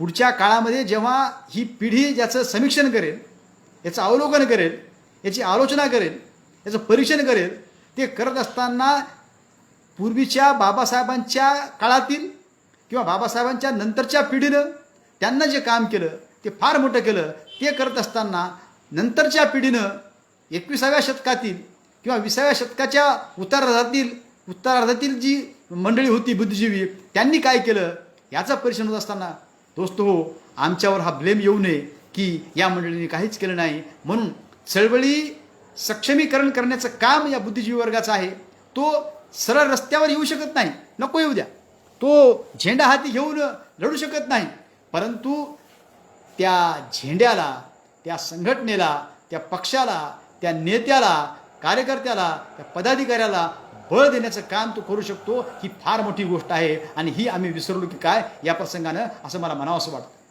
आम्ही पाहतो Tata institute of social science या टीस इन्स्टिट्यूटमध्ये मागच्या काळामध्ये विद्यार्थ्यांना घरी जावं लागलेलं आहे. आंतरराष्ट्रीय दर्जाची असलेली ही जी एक इन्स्टिट्यूट आहे, त्या इन्स्टिट्यूटमध्ये विद्यार्थ्यांच्या अनुदानाचा भाग केंद्र शासनानं काढून घेतला आणि तिथं अनेक ओबीसी आणि अनेक आपल्या मागासवर्गीय विद्यार्थ्यांना आपला गाशा गुंडाळावा लागलेला आहे. त्यातून काही फार मोठमोठे सायंटिस्ट झाले असते, फार मोठमोठे विचारक झाले असते, त्यांना तिथं कशा पद्धतीनं त्यांचं खच्चीकरण केलेलं आहे दोस्तो. जवाहरलाल नेहरू युनिव्हर्सिटी ही भारतातच नाही तर जगभरामध्ये प्रसिद्ध आहे, परंतु या विद्यापीठाच्या माध्यमातून तिथं एक वेगळं वातावरण निर्माण करण्यात आलेलं आहे. देशद्रोही स्वरूपाची विद्यार्थी आहेत आणि JNU विद्यापीठच पूर्ण त्या पद्धतीनं काम करत आहे असं भासून त्या विद्यापीठाला बदनाम करण्याचं काम चालू आहे. तुकडे तुकडे गँग म्हणत त्यांना देशद्रोही ठरवत त्यांच्यावर गुन्हे दाखल त्यांना करून आत का करत नाहीत, हाही एक प्रश्न आहे. एकीकडं या व्यवस्थेनं कशा पद्धतीनं जी शैक्षणिक संस्थानं आहेत ती जी काम करत आहेत त्यांना बदनामही करत आहेत आणि या पद्धतीनं आमची आणि त्यासोबत एक पॅरल इन्स्टिट्यूट्स, पॅरल युनिव्हर्सिटीज डेव्हलप करत आहेत. अर्थात अभिमत विद्यापीठं आली, विदेशी विद्यापीठं आली. इतकंच नाही तर अस्तित्वात नसलेलं रिलायन्स जिओ विद्यापीठ नसताना शासनाकडून करोडो रुपयाची नाही का अनुदान पद्धती घटविण्याचाही इथं नाही का एक प्रयत्न झाला आहे, तोही आपल्याला माहीत आहे. आणि म्हणून ज्या डॉक्टर बाबासाहेब आंबेडकरांच्या नावानं अलंकृत झालेलं औरंगाबाद महाराष्ट्रातलं जे विद्यापीठ आहे, मराठवाडा विद्यापीठ, डॉक्टर बाबासाहेब आंबेडकर मराठवाडा विद्यापीठ, तिथून जी ऊर्जा, जी प्रेरणा घेऊन जी मंडळी महाराष्ट्रात गेली, देशात गेली, त्यांनी जी चळवळ नेटानं नेली, खरंच त्या मंडळींचं कौतुक आहे. त्यांनी मिलिंद कॉलेजमध्ये, मुंबईच्या सिद्धार्थ कॉलेजमध्ये ज्या पद्धतीनं बाबासाहेबांनी निर्माण केलेली जी चळवळ होती त्यांनी ती जगली, भोगली आणि त्यांनी त्यांची उत्तराही दिली. आणि म्हणून आम्ही पाहतो की वर्तमान काळामध्ये 49 बुद्धिजीवींनी अवॉर्ड वापस केले होते या केंद्र शासनाच्या असलेल्या धोरणांच्या विरोधात. तर त्यांना वेगळ्या पद्धतीने इंटरप्रिटेट करण्यात आलं आणि एक नवीन बुद्धिजीवींचा विषय आहे म्हणून ह्या गोष्टी समजून घेणं आणि याची चर्चा करणं अत्यंत आवश्यक आहे. दोस्तो, आम्ही पाहतो की एक नवा वाद निर्माण करण्यात आलेला आहे इथं. कोणता? अर्बन नक्सलाइट, शहरी नक्षलवाद. शहरी नक्षलवादाच्या माध्यमातून इथं पुरोगामी चिंतकांचं, विचारवंतांचं, लेखकांचं खच्चीकरण केलं आहे. अनेक विचारवंत न्यायालयाच्या चुकीच्या निर्देशानं किंवा पोलिसांच्या चुकीच्या तपासानं आज ते 3 वर्षापासून ते तुरुंगात आहेत. हे या देशाचं फार मोठं दुर्दैव आहे. त्यांचं संशोधन, त्यांचं काम या देशाच्या विकासासाठी, समाजाच्या गतीसाठी, प्रगतीसाठी कामाला यावं, यासाठी प्रयत्न व्हायला पाहिजेत. ते न होता आम्ही पाहतो की वेगळ्या पद्धतीनं ते होत आहे. हे बुद्धिजीवी वर्ग ज्या त्या क्षेत्रात असतो त्यांनी ती आपली जबाबदारी समजून घेऊन जर काम केलं तर आम्ही आमची चळवळ सशक्त करू शकतो. हे तितकंच महत्त्वाचं आहे. हे करत असताना मला आपल्याला मुद्दामहून सांगायचं आहे, मी अनेक अभ्यास मंडळावर कार्य करतो आहे आणि ते करत असताना जे अनुभव आलेले आहेत ते प्रचंड आहेत दोस्तो. हे यासाठी सांगतो आहे की बालभारती महाराष्ट्र राज्य माध्यमिक व उच्च माध्यमिक शिक्षण मंडळ पुणे येथेही काम करत असताना तिथं फुले शाहू आंबेडकर यांच्या साहित्याला तिथं अप्रत्यक्ष बंदीच आहे की काय असाही नाही का भास आला. कारण काही जर झालं तर त्यांनी दंगा होईल, त्यांनी गडबड होईल आणि त्यांनी वातावरण बिघडेल या पद्धतीची तिथं महत्त्वाच्या पदावर असणारी व्यक्ती निर्णय न घेता त्यावर नाही का बंदिशपणा आणून आणि तिथं आवाज उठवण्याचं काम ज्या मंडळाचं आहे, सल्लागारांचं आहे, संपादक मंडळाचं आहे, ते न करता त्या व्यवस्थेशी ते हात मिळवणी करतात.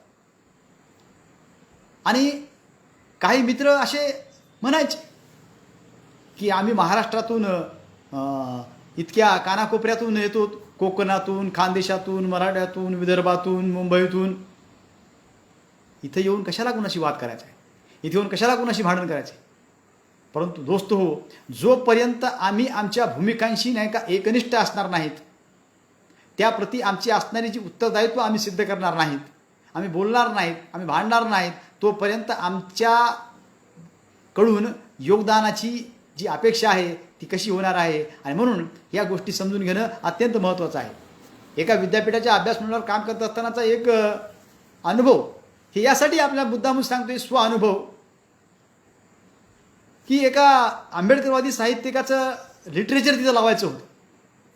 ते लावत असताना एक आमचे सनातनी मित्र त्यांनी आक्षेप घेतला आणि म्हटलं की स्तरीय लेखकाची रचना आपण तिथं लावूया. आता मला प्रश्न हा पडला, माझे 20-25 वर्षाचा अध्यापनाचा अनुभव आहे. मग मी त्यांना म्हणालो, ते लेखक मराठीत लिहितात, ते लेखक हिंदीत लिहितात, ते लेखक इंग्रजीमध्ये लिहितात, फार मोठमोठे व्याख्यान देतात, त्यांचे रिसर्च पेपर्स आहेत, पुस्तकं आहेत. इतकं सगळं असल्यानंतर त्यांच्यामध्ये स्टँडर्ड लेखक म्हणजे काय, त्याची संकल्पना, त्याची संज्ञा मला सांगता का? त्यावर त्या व्यक्तीनं एवढंच म्हटलं की नाही, लेखक स्तरीय पाहिजे. म्हणलं बस, स्तरीयतेची परिभाषा दे, डेफिनेशन दे. जेव्हा हुज्जत घातली, चर्चा केली, त्यानंतर त्या लेखकाचं साहित्य त्या पाठ्यक्रमात समाविष्ट करता आलं. आम्ही बोललो, भांडलो, चर्चा केली, म्हणून ते होऊ शकलं. हे तितकंच महत्त्वाचं आहे. आणि म्हणून या गोष्टी महत्त्वाच्या आहेत मित्रहो. अभ्यास मंडळांमधून संस्कार घडतो, विचार घडतो, संस्कृती घडते, इतिहास वास्तवता येते. आणि तीच जर तिथं नाही का अशी तकलादू असेल, निर्भीडपणे नसेल, निडरपणे नसेल, अप्रामाणिक असेल, अप्रकाशित असेल, तर आम्ही नवभारताची निर्मिती कशी करू हा एक प्रश्न आहे. म्हणून आंधळे विचारवंत बनू नका. हिटलरच्या भक्तांसमोर बुद्धिजीवी वर्ग तेव्हा गप्प होते. आणि म्हणून ही जर्मनीची काय अवस्था झाली ते आपल्याला माहीत आहे. मित्रहो, मी उत्तरार्धाकडे येतो आहे. वेळ भरपूर झाला आहे.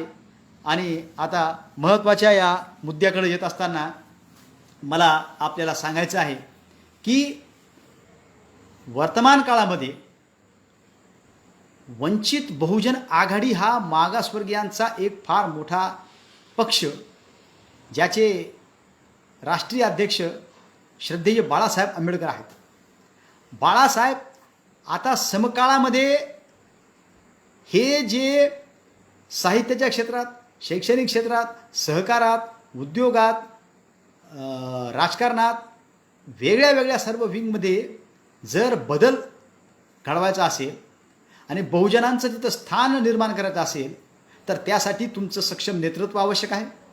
त्यासाठी तुमची सक्षम बाजू मांडणारं तिथं तितकं दूरदृष्टीचं नेतृत्व हवं आहे, पक्ष हवा आहे, संघटन हवं आहे. आणि ते असताना मला फार मोठी एक आश्चर्याची बाब वाटते. आमचे अनेक साहित्यिक, अनेक विचारवंत, अनेक इंटेलेक्च्युअल्स, थिंक टँकर्स, मोठमोठी मंडळी प्रत्येक नेत्याबद्दल निगेटिव्ह बोलते. हा नेता असा, तो नेता तसा, तो पक्ष असा, हा संघटना असा.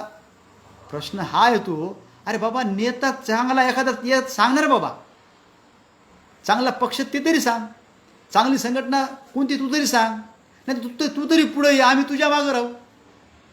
परंतु या आभासी दुनियेच्या माध्यमातून या वर्ष दीड वर्षाच्या काळापासून आम्ही ऑनलाईन व्याख्यानं फार देत आहोत. फेसबुक ऑनलाईन, झी मीट, गुगल मीट या माध्यमातून अनेक राष्ट्रीय, आंतरराष्ट्रीय किंवा प्रादेशिक नाही का व्याख्यानं पाहिली.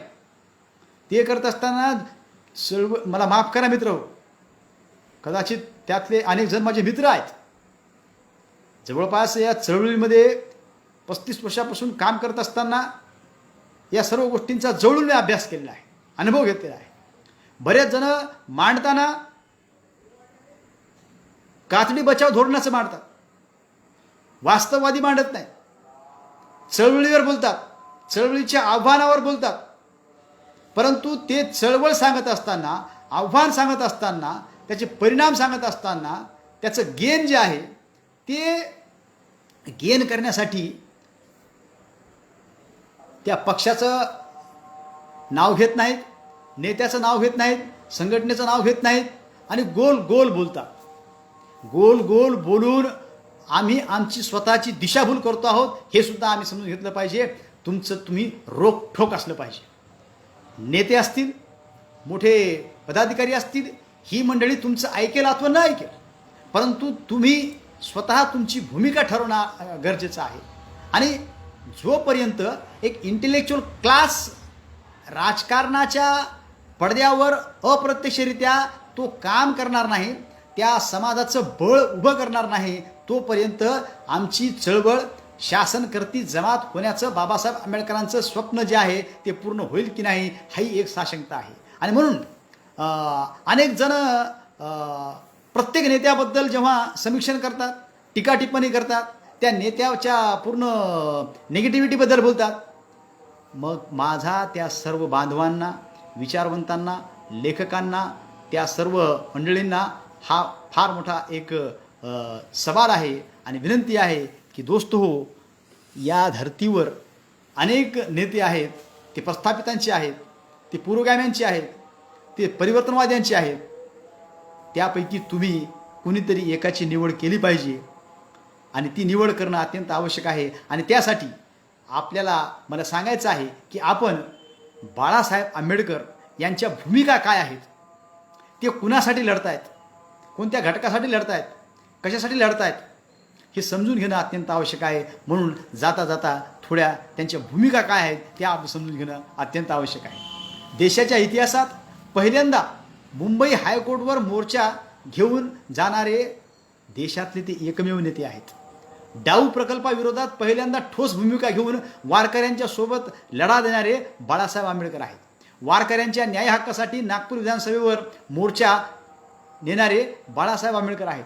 कलाकारांच्या अभिव्यक्ती स्वातंत्र्यावर गदा आल्यावर स्वतः कोर्टात उभे राहून आर्ग्युमेंट करून तरुणांना जेलमधून बाहेर काढणारे बाळासाहेब आंबेडकर आहेत. डर्बन दक्षिण आफ्रिकेत जी परिषद झाली होती, संयुक्त राष्ट्रसंघात भारतातील जातीव्यवस्थेवर सखोल मांडणी करून देशातील काळी बाजू जगासमोर मांडणारे बाबासाहेब आंबेडकरांच्या नंतरचे बहुजनांचे एकमेव नेते ॲडव्होकेट बाळासाहेब आंबेडकर आहेत. सरकार विरोधी भूमिका घेतल्यानंतर रासुका लावून ज्याच्यावर दमन लादल्या गेलं, चंद्रशेखर रावण नावाच्या कार्यकर्त्याला जामीन मिळवून देण्यासाठी ते स्वतः उभं राहिलेले आहेत. राज्याच्या इतिहासात पहिल्यांदा महाराष्ट्रभर जाती अंत परिषद घेणारे बाळासाहेब आंबेडकर एकमेव आहेत. इतकंच नाही तर TCवर ट्रान्सफर सर्टिफिकेटवर जात नको अशी भूमिका भारतात घेणारे पहिले एकमेव नेते बाळासाहेब आंबेडकर आहेत. देशात पहिल्यांदा स्त्रीमुक्ती परिषद भरवणारे बाळासाहेब आंबेडकर आहेत. लवासामध्ये गरीब आदिवासी शेतकऱ्यांच्या डोक्यावर बंदुकी ठेवून कवडीमोल भावाने जमिनी हडपणाऱ्यांच्या विरोधात सर्वोच्च न्यायालयात जाऊन लवासाचा काळा चेहरा जगासमोर आणणारे नेते बाळासाहेब आंबेडकर आहेत. मराठा मोर्चाच्या संदर्भात दलित मराठा हा वाद व्हावा हे इथल्या सनातन्यांना, इथल्या मनुवाद्यांना, इथल्या प्रस्थापित नेत्यांना वाटत होतं. तो वाद मिटवून टाकण्यासाठी तो संघर्ष हाणून पाडणारे नेते बाळासाहेब आहेत. इतकंच नाही तर RSSचे मनुवादी षडयंत्र ओळखणारे नेते बाळासाहेब आंबेडकर आहेत. RSSच्या अवैध शस्त्रांचा जो भाग आहे, षडयंत्र आहे, ते बाहेर काढणं, तसंच दसऱ्याची शस्त्रपूजा थांबवणारे भारतातले एकमेव नेते श्रद्धेय बाळासाहेब आंबेडकर आहेत. देशाच्या राजकारणात पहिल्यांदा तृतीयपंथी ट्रान्सजेंडर या समूहाला राजकारणाच्या मुख्य प्रवाहात आणून त्यांना नेतृत्व प्रदान करून राज्याची राज्यप्रवक्ता पद बहाल करणारे एकमेव नेते श्रद्धेय बाळासाहेब आंबेडकर आहेत. इतकंच नाही, अकोला पॅटर्नची निर्मिती करून, किनवट पॅटर्नची निर्मिती करून भूतोन भविष्याची ज्याच्या नाही का कधी स्वप्नात नव्हतं ती स्वप्न उतरण्याचं काम बाळासाहेब आंबेडकरांनी केलेलं आहे. तेली, माळी, तांबोळी, ढकलकार किंवा अनेक जाती समूह छोटे छोटे या सर्वांना सत्ताधारी बनवण्याचं स्वप्न दाखवून ते कृतीत आणणारे नेते बाळासाहेब आंबेडकर आहेत. वंचितांना राजकीय आत्मभान देऊन या व्यवस्थेत आम्ही सुद्धा नायक होऊ शकतो हा विश्वास देणारे नेते बाळासाहेब आंबेडकर आहेत. इतकंच नाही, राष्ट्रपती पदाची ऑफर नाकारणारे बाळासाहेब आंबेडकर आहेत. इतकंच नाही तर महाराष्ट्राचा मुख्यमंत्री हा वारकरी असला पाहिजे याचा आग्रह धरणारे एकमेव नेते बाळासाहेब आंबेडकर आहेत. रोहित वेमुल्ला इन्स्टिट्यूशनल मर्डर झाला, त्यामध्ये बाळासाहेब आंबेडकरांनी जी भूमिका व्यक्त केली ती अत्यंत महत्त्वाची आहे आणि ते इथल्या एकाही बहुजन नेत्यानं ते धारिष्ट दाखवण्याचा प्रयत्न केला नाही, हे अत्यंत महत्त्वाचं आहे. राजकीय आरक्षण SC STचं बंद केलं पाहिजे यासाठी नाही का उघडपणे भूमिका घेणारा भारतातला एकमेव नेता कोणी असेल तर ते बाबासाहेबानंतर बाळासाहेब आहेत. कारण बाबासाहेब आंबेडकरांनी राजकीय आरक्षण हे फक्त 10 वर्ष असलं पाहिजे असं म्हटलं होतं. सामाजिक आणि शैक्षणिक आरक्षण हे वेगळं आहे. ते जोपर्यंत इथं भेदाभेद आहे, जोपर्यंत इथं नाही का उच्च निचतेचा भाव आहे तोपर्यंत ते राहणार आहे. आणि राजकीय आरक्षण हे 10 वर्षात संपुष्टात यायला पाहिजे होतं. त्यानंतर कुणीही मागणी न करता, कोणत्याही मागासवर्गीय आंबेडकरवादी नेत्यांनी, पक्षांनी, संघटनेनी कुठलाही आग्रह मागणी न धरता प्रस्थापित इथल्या नेत्यांनी, पक्षांनी जाणीवपूर्वक ते आरक्षणाचा कालावधी वाढवलेला आहे. आणि म्हणून इतकंच नाही तर रिडल्स इन हिंदुइझमसाठी लढा लाखोंचा उभा करणारे बाळासाहेब आंबेडकर आहेत. एक इथं महत्त्वाचा मुद्दा इथं मला महत्त्वाचा मांडायचा आहे की इंदू मिलच्या जागेवर आंतरराष्ट्रीय दर्जाचं हॉस्पिटल व्हावं ही भूमिका घेणारे बाळासाहेब एकमेव आहेत. बाबासाहेब आंबेडकरांच्या नंतर जनतेची कणवळ असणारा नेता, या वंचितांची बहुजनांची जी उत्कर्षाची जी दिशा ठरवणारा नेता, आमच्या अनेक बांधवांना हा प्रश्न होता की बाबासाहेब आमचं काळीज आहेत, त्यांच्या प्रतीकांचं रक्षण झालं पाहिजे, त्यांचं स्मारक झालं पाहिजे, आणि बाबासाहेबांच्या स्मारकाऐवजी तिथं हॉस्पिटल कशाला? दोस्तो हो, ही शासनाची जी कूटनीती आहे ती आपण समजून घेत नाहीत. आमच्या नेत्यांनी या संदर्भानं केलेलं जे विधान आहे, त्या संदर्भानं घेतलेली जी भूमिका आहे, ती भूमिका आम्ही समजून घेणं अत्यंत गरजेचं आहे. तिथं त्यांनी स्मारकही केलं नाही, तिथं त्यांनी हॉस्पिटलही उभं केलं नाही. मागणी नसताना स्वतःच्या अधिकाराचा गैरवापर करून स्वतःच्या बापाचं स्मारकासाठी करोडो रुपये मंजूर करून त्याचं काम सुरू झालेलं आहे. आणि इथं या देशाचे उद्धारक, या देशाचे निर्माते, संविधानाचे निर्माते, लोकशाहीचे निर्माते बाबासाहेब आंबेडकरांचं प्रत्येक स्मारक इथल्या केंद्र आणि राज्य शासनानं कशा पद्धतीनं उपेक्षित ठेवलेलं आहे तेही आपण भाग समजून घेतला पाहिजे. प्रतीकं इथं जगली पाहिजे, प्रत्येक इतर राहिली पाहिजे. या पद्धतीची आमच्या आंबेडकरवाद्यांची, बुद्धिजीवींची, साहित्यिकांची किंवा कार्यकर्त्यांची जी एक भावना आहे त्या अनुषंगानं मला इथं सांगितलं पाहिजे. प्रतीकं जपली पाहिजे, स्मारकं राहिली पाहिजे, याचे आग्रहीसुद्धा बाळासाहेब आहेत. त्याच्या अनुषंगानं या काही गोष्टी आपण समजून घेतल्या पाहिजे. आंबेडकर भवन रत्नाकर गायकवाडसारख्या IAS असणाऱ्या माणसांनी नाही का इथल्या सनातनी शासनाच्या, मनुवादी शासनाच्या इशाऱ्यावरून जेव्हा ते पाडू लागले तेव्हा तो वाचवण्यासाठी बाळासाहेब आंबेडकर महाराष्ट्रामध्ये पुढं आलेले आहेत, हे आपण लक्षात घ्यावं. भीमा कोरेगावचा जो ऐतिहासिक आमचा जो संदर्भ आहे, त्या अनुषंगानं इथल्या मनुवादी व्यवस्थेनं इथं मराठा आणि बौद्ध समाजामध्ये ज्या पद्धतीनं भांडण लावण्याचा, दंगा पेटवण्याचा आणि दोन या समाजामध्ये वितुष्ट निर्माण करण्याचा जेव्हा प्रश्न उपस्थित केला, तेव्हा त्या भीमा कोरेगावच्या स्मारकाच्या निमित्तानं या समाजामध्ये सामंजस्याची भूमिका साकारण्यासाठी मैदानात उतरणारे एकमेव नेते आहेत, आणि ते म्हणजे श्रद्धेय बाळासाहेब आंबेडकर आहेत. हे आम्ही समजून घेतलं पाहिजे. आणि म्हणून की या गोष्टी जोपर्यंत आपण समजून घेणार नाहीत, त्यासाठी बाबासाहेब आंबेडकरांनंतर बाळासाहेब आंबेडकरांचं नेतृत्व कशा पद्धतीनं हे समृद्ध आहे, हे गतिमान आहे, हे कशा पद्धतीनं सर्वांना घेऊन चालणार आहे. राज्यातील एकमेव असे जिल्हा परिषद आहे ती अकोल्याची, जिथं कोविड सेंटर सुरू केलं ते वंचित बहुजन आघाडी ॲडव्होकेट बाळासाहेब आंबेडकर यांच्या नेतृत्वामध्ये. राज्यामध्ये अद्याप एकाही प्रस्थापित पक्षानं असा प्रयत्न केलेला नाही, हे समजून घेतलं पाहिजे. पंढरपूर मंदिराच्या संदर्भानं प्रवेशासाठी नाही का जे आंदोलन झालं, भूतोन भविष्यती झालं, तेव्हा अनेक स्वतःला मिराजदारी मिळवणाऱ्या अनेक बुद्धिजीवी वर्गानं, अनेक प्रस्थापित तिथल्या समजणारे जे नेते प्रणेते आहेत की त्यांनी अशी चुकीची एक समाजामध्ये बतावणी केली की बाळासाहेब आंबेडकरांनी पंढरपूर मंदिर प्रवेशाचा जो निर्णय घेतला तो चुकीचा आहे. अरे, तुम्हाला स्वतःला काही कळत नसेल, दूरदृष्टी नसेल, तर नेत्याच्या दूरदृष्टीवर प्रश्नचिन्ह उपस्थित करण्याचा जो तुम्ही उपहास करताय तो तुमच्या बुद्धीची कुवत आणणार आहे. मंदिर आंदोलन प्रवेशासाठी नव्हतं, तर मंदिर सुरू करण्यासाठी होतं. आणि ते सुरू यासाठी करण्यासाठी होतं की मंदिराच्या आसपास असणारे जे छोटे मोठे व्यावसायिक आहेत, उद्योजक आहेत, त्यांच्या हातावर पोट आहे, त्यांचं नाही का कावड कष्ट करून ते स्वतःच्या घराची चूल ते पेटवू शकतात, ते पूर्ण बेघर झालेत, पूर्ण हताश झालेत, निराश झालेत, त्यांच्या पोटाचा प्रश्न आहे, त्यांचा व्यवसाय सुरू झाला पाहिजे, ही शुद्ध भावना होती. आणि त्यासाठी लाखोच्या लोकांनी त्याला समर्थन दिलेलं आहे. आणि आमच्यातल्या काही भांडवलांनी जे स्वतःला काही साहित्यिक किंवा मोठे प्राध्यापक किंवा मोठे विचारवंत समजतात, त्यांनी फेसबुकवर या पद्धतीनं प्रतिक्रिया व्यक्त केल्या की यातून लक्षात आलं की हे प्रतिगाम्यांचे, हे त्या सनातन्यांचे, या मनुवाद्यांचे, या प्रस्थापित पक्षांचे ते गुलाम आहेत. त्यांच्याकडं राहून त्यांनी त्याची भूमिका न समजून बाळासाहेब आंबेडकरांच्या दूरदृष्टीच्या भूमिकेवर प्रश्नचिन्ह उपस्थित करणं हा त्यांचा तो नाकर्तेपणा आहे. आणि म्हणून या अनुषंगानं या गोष्टी फार महत्त्वाच्या आहेत. देशहिताच्या दृष्टीचे सर्व निर्णय बाळासाहेब आंबेडकरांनी घेतलेले आहेत. कोणत्या एका समूहाचे, कोणत्या एका समाजाचे, कोणत्या एका गटाचे त्यांनी कधीही आंदोलन केले नाही. सर्वसमावेशक आंदोलन त्यांनी केलेले आहेत. बाबासाहेब आंबेडकरांच्या नंतर प्रबुद्ध भारत या पाक्षिकाची निर्मिती पुन्हा त्यांनी केलेली आहे. त्या वंचित बहुजन आघाडीचे नेते जे आहेत, आपल्याला आपण त्याचं मुद्दामहून परीक्षण करावं मित्र.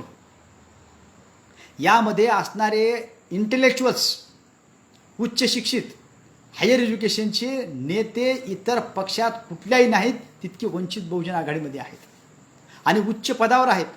आणि वंचित समजल्या जाणाऱ्या 18 पगड जातीच्या नायका समूहांना तिथं प्रतिनिधित्व देण्यात आलेलं आहे. किंबहुना तिथं पारंपरिक असणाऱ्या भारी बहुजन महासंघाच्या कार्यकर्त्यांना, पदाधिकाऱ्यांना कदाचित टाळलं असेल, परंतु एक उच्च ध्येयवाद घेऊन बाळासाहेब आंबेडकरांनी सर्वांना सोबत घेण्यासाठी त्यांना जो सहभाग दिला आहे, त्यांना जे प्रतिनिधित्व दिले, ते आपण समजून घेणं अत्यंत महत्त्वाचं आहे मित्रहो. आणि काही जण असं म्हणतात की एकीकरण झालं पाहिजे, एकीकरण झालं पाहिजे. कशाचं एकीकरण? नेत्यांचं एकीकरण, पक्षांचं एकीकरण, संघटनांचं एकीकरण. या भूलतापांना आपण बळी पडू नये.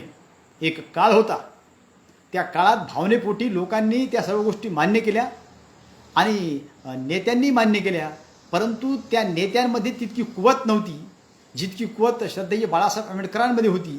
त्यांनी जनरेटियापुढे, भावनेपुढे, स्वतःच्या विचारांना त्यांनी मुरड देत त्या एकीकरणात भाग घेतला. परंतु नंतर पुन्हा लक्षात आले आहे, हे प्रस्थापित पक्षाच्या किंवा प्रस्थापित नेत्यांच्या इशाऱ्यावर करण्यात आलेलं जे कृत्य आहे ते उघड पडलं. आणि आता दोस्त हो, समाज म्हणून, कार्यकर्ते म्हणून, जनता म्हणून, SC, ST, OBC, NT, minority या सर्व घटकांच्या या आपल्या सर्व मान्यवरांना मी कळकळीची विनंती करतो आहे की मित्र हो, जागं व्हा. वेळ अजून गेली नाही, शेवटची आहे, आर्य पारची वेळ आहे. आता जर आम्ही आमचा नेता निवडला नाही, पक्ष निवडला नाही, झेंडा निवडला नाही, तर येणारा काळ आम्हाला माफ करणार नाही, येणारी पिढी आम्हाला माफ करणार नाही. आणि म्हणून या सर्व गोष्टी अत्यंत महत्त्वाच्या आहेत. काही आमचे आंबेडकरी अभ्यासक हा एक प्रश्न करतात की वंचित बहुजन आघाडीची निर्मिती करून रिपब्लिकन मुवमेंटला एक धक्का दिला. रिपब्लिकन शब्द नाही मित्र हो, यावर भरपूर काही बोलता येते. मी बाळासाहेब आंबेडकरांचा एक सहकारी आहे, त्यांचा एक पदाधिकारी आहे, त्यांचा एक कार्यकर्ता आहे. या नात्यानं स्व अनुभवानं सांगतो, जोपर्यंत तुम्ही जवळ जाणार नाहीत तुम्हाला बाळासाहेब कळणार नाहीत. त्यांच्यातला ध्येयवाद, त्यांच्यातली महत्त्वाकांक्षा, त्यांच्यातली दूरदृष्टी, त्यांचा तो अभ्यास, कुशाग्रता इतकी व्यापक आहे, ती समजण्या इतपत कदाचित आपण परिपूर्ण नक्कीच नाही. म्हणून एक गोष्ट सांगतो की बाबासाहेब आंबेडकरांनी सुद्धा वेळोवेळी अनेक बदल केलेले आहेत. सुरुवातीला मूकनायक काढलं, नंतर बहिष्कृत भारत पत्रक काढलं, नंतर जनता समता, नंतर प्रबुद्ध भारत चळवळी, ही बहिष्कृत हितकारणी सभा काढली, स्वतंत्र मजूर पक्ष काढला, अखिल भारतीय शेड्यूल कास्ट फेडरेशनची निर्मिती केली. त्याच्यानंतर रिपब्लिकन पार्टी ऑफ इंडिया या पक्षाची एक त्यांनी संकल्पना इथं मांडली. त्या त्या काळात त्या त्या गोष्टीची आवश्यकता लक्षात घेता ते बदल करणं हे क्रमप्राप्त आहे, हे आम्ही समजून घेणं अत्यंत आवश्यक आहे. आणि म्हणून बाळासाहेब आंबेडकरांच्या या भूमिका, या प्रस्थापित व्यवस्थेला हादरा देण्याचं काम, त्याला विध्वंसक करण्याचं काम किंवा त्याला वटणीवर आणण्याचं काम ते करत आहेत. जाता जाता शेवटी एवढं सांगतो दोस्त हो की देशातील वर्तमान अनेक प्रश्न आहेत. काही जण असं म्हणतात, आता कुठं राहिली जाती, कुठं राहिली धर्म, कुठं राहिली भेदाभेद नीती. ठीक आहे, हे सर्व बदल आपणही स्वीकारत केला असेल मनाभावातून, तर हे सगळं बदलायला हवं. मग का आम्ही याची मागणी करू नये की देशात 4 पीठं आहेत शंकराचार्यांची, या 4 पीठापैकी एका पीठावर एखाद्या OBCचं राहिलं बाबा, SCचं राहिलं बाबा, NTचं राहिलं बाबा, SC STचं, कमीत कमी OBC वर्गाचे रामदेव बाबा यांना शंकराचार्य म्हणून घोषित केलं तर फार बरं होईल. परंतु इथली मनुवादी व्यवस्था इथल्या त्या विचारपीठावर, त्या 4 पीठापैकी एकावरही त्यांना ते आरूढ होऊ देत नाही. नालंदा विद्यापीठ इथं पुनर्निर्मित करण्यासाठी एक प्रयत्न झाला, परंतु अमर्त्य सेन हे त्याचे कुलगुरू होते. अमर्त्य सेन यांनी त्याचा राजीनामा दिला. केंद्र सरकारचा नाहक हस्तक्षेप त्याच्यामध्ये वाढत असल्यामुळं त्यांनी तो राजीनामा दिलेला आहे. हे फार मोठं दुर्दैव आहे. आम्ही पाहतो की पीपल्स एज्युकेशन सोसायटीचा प्रश्न कशा पद्धतीने इथं चिघळत ठेवलेला आहे. जी बाबासाहेब आंबेडकरांची एक फार मोठी दूरदृष्टीची एक यंत्रणा होती, ती एक शैक्षणिक संस्था होती, ती आज अद्यापही कोर्टाच्या अधीन आहे. इथं आम्ही पाहतो की न्यू एज्युकेशन पॉलिसीच्या माध्यमातून बहुजनांच्या रासाची पूर्ण व्यवस्था केलेली आहे. स्पेशल इकॉनॉमिक झेडच्या माध्यमातून शेतकऱ्यांच्या जमिनी हडपण्याचा इथं कार्यक्रम आहे. NRC CAAच्या माध्यमातून कसं आम्हाला इथं विभक्त केल्या जात आहे. मराठा आरक्षण हा त्यांचा हक्क आहे, त्या विरोधात प्रतिमोर्चा काढू नका असं सांगणारे महाराष्ट्रातले एकमेव नेते बाळासाहेब आंबेडकर आहेत. हे समजून घेतलं पाहिजे. मराठ्यांनी मोर्चे काढणं हा त्यांचा संवैधानिक अधिकार आहे. ते त्यांच्या प्रश्नासाठी लढत आहेत, त्यांना लढू द्या. परंतु इथल्या प्रस्थापित वर्गानं एक त्यात खोडसाळपणा केला की त्या मराठा मोर्चामध्ये ॲट्रॉसिटीचा मुद्दा घालून इथं जातीय तेढ निर्माण करण्याचा एक प्रयत्न केला, जो नंतर त्यांना बदलावा लागला. भीमा कोरेगावच्या माध्यमातून 2 समाजातला सलोखा बाळासाहेब आंबेडकरांनी राखलेला आहे. अल्पभूधारक शेतकऱ्यांचा प्रश्न त्यांनी हाताशी धरलेला आहे. मायक्रो OBC यांच्यासाठी ते लढत आहेत. कोरोनाच्या काळात इथल्या सनातयांनी, इथल्या शासनाने, इथल्या प्रशासनाने, इथल्या धार्मिकतेने माज केलेला आहे. अर्थात गोमूत्र प्या, शेण खा किंवा हनुमान चालीसा म्हणा, तुम्हाला कोविड होणार नाही, या पद्धतीची अंधश्रद्धा इथं वाढवून लोकांच्या जीवनाशी खेळण्याचा भाग चालू आहे. इतकंच नाही तर डिक्की नावाची संस्था, Dalit Indian chambers of commerce industries ही जी आहे, यामध्ये मिलिंद कांबळे आहेत, कल्पना सरोज आहेत. परंतु यानंतरच्या ही दलित उद्योजक निर्माण करणारी संस्था असताना महाराष्ट्रात आतापर्यंत किती दलित उद्योजक निर्माण झालेत, हाही एक आत्मचिंतनाचा भाग आहे. आम्ही पाहतो की भारताची ओळख बुद्धाची आहे. बुद्धाच्या विचाराला, संस्कृतीला, तिथल्या पूर्ण धरोहरला इथं संपवण्याचं इथं कारस्थान चालू आहे. जागतिक वारसा आहे, वर्ल्ड हेरिटेज आहे. महाविहार बोधिवृक्षावर इथं बॉम्ब हल्ला झाला, ही फार मोठी बाब आम्हाला विसरता येणार नाही. दिवसा ढवळ्या इथं भारतीय संसदेजवळ जंतर मंतर त्या जागेवर भारतीय संविधान जाळण्यात आलं, त्यांच्यावर कुठली कारवाई झाली नाही. इथं घराणेशाही फोफावत आहे. आणि एक महत्त्वाचा मुद्दा दोस्त हो, पदोन्नतीमधील आरक्षण हा महाराष्ट्र शासनाने घेतलेला एक दुर्दैवी निर्णय. प्रश्न हा आहे की मराठा मोर्चाच्या अनुषंगानं किंवा मराठा आरक्षणाच्या संदर्भानं सर्वोच्च न्यायालयानं दिलेला निर्णय, त्यात राज्य शासनाच्या असलेल्या चुकीच्या धोरणांची भूमिका, केंद्र शासनाचं असलेलं त्याचं जे अकर्मण्यता, त्यावर निर्णय ठरला. तो भाग वेगळा आहे. परंतु त्याच समूहाला खुश करण्यासाठी इथल्या साळी, माळी, तेली, तांबोळी, कुणबी, हटकर, धनगर, माळी, आदिवासी, दलित या सर्व वर्गावर एक फार मोठी कुऱ्हाड मारण्याचं काम इथल्या महाराष्ट्र शासनाने केलं आहे. ज्या फुलेशाह आंबेडकरांचं सतत नाव घेऊन हे सत्तारूढ झालेत आणि त्याच फुलेशाह आंबेडकरांच्या नावावर मिळालेल्या सत्तेचा माज आणि दुरुपयोग कसा केलेला आहे, तर इथल्या संपूर्ण मागासवर्गीयांचं पदोन्नतीमधलं 33% आरक्षण त्यांनी रद्द केलं आहे. मला आश्चर्य वाटतं आहे की या राष्ट्रवादी, काँग्रेस, सेना, BJP मधील असणारे OBC NT मायनॉरिटीचे आमदार, मंत्री हे मूग गिळून गप्प का आहेत? आपल्या मालकांसमोर स्वतःच्या समाजाच्या हिताचा तो विचार जर मांडू शकत नसतील तर ही गुलामी ते का करतात, हे एक फार मोठा प्रश्न आहे. म्हणून या समाजानं, कुणबींनी, मराठ्यांनी, धनगरांनी किंवा सर्व मागासवर्गीयांनी एकदा नेता बदला, एकदा पक्ष बदला, एकदा संघटना त्यांना संधी द्या. म्हणून आम्ही पाहतो की UGCच्या माध्यमातून अनेक फेलोशिप बंद झालेले आहेत, अनेक प्रोजेक्ट्स बंद झालेले आहेत, बार्टीच्या माध्यमातून स्कॉलरशिप बंद केलेल्या आहेत.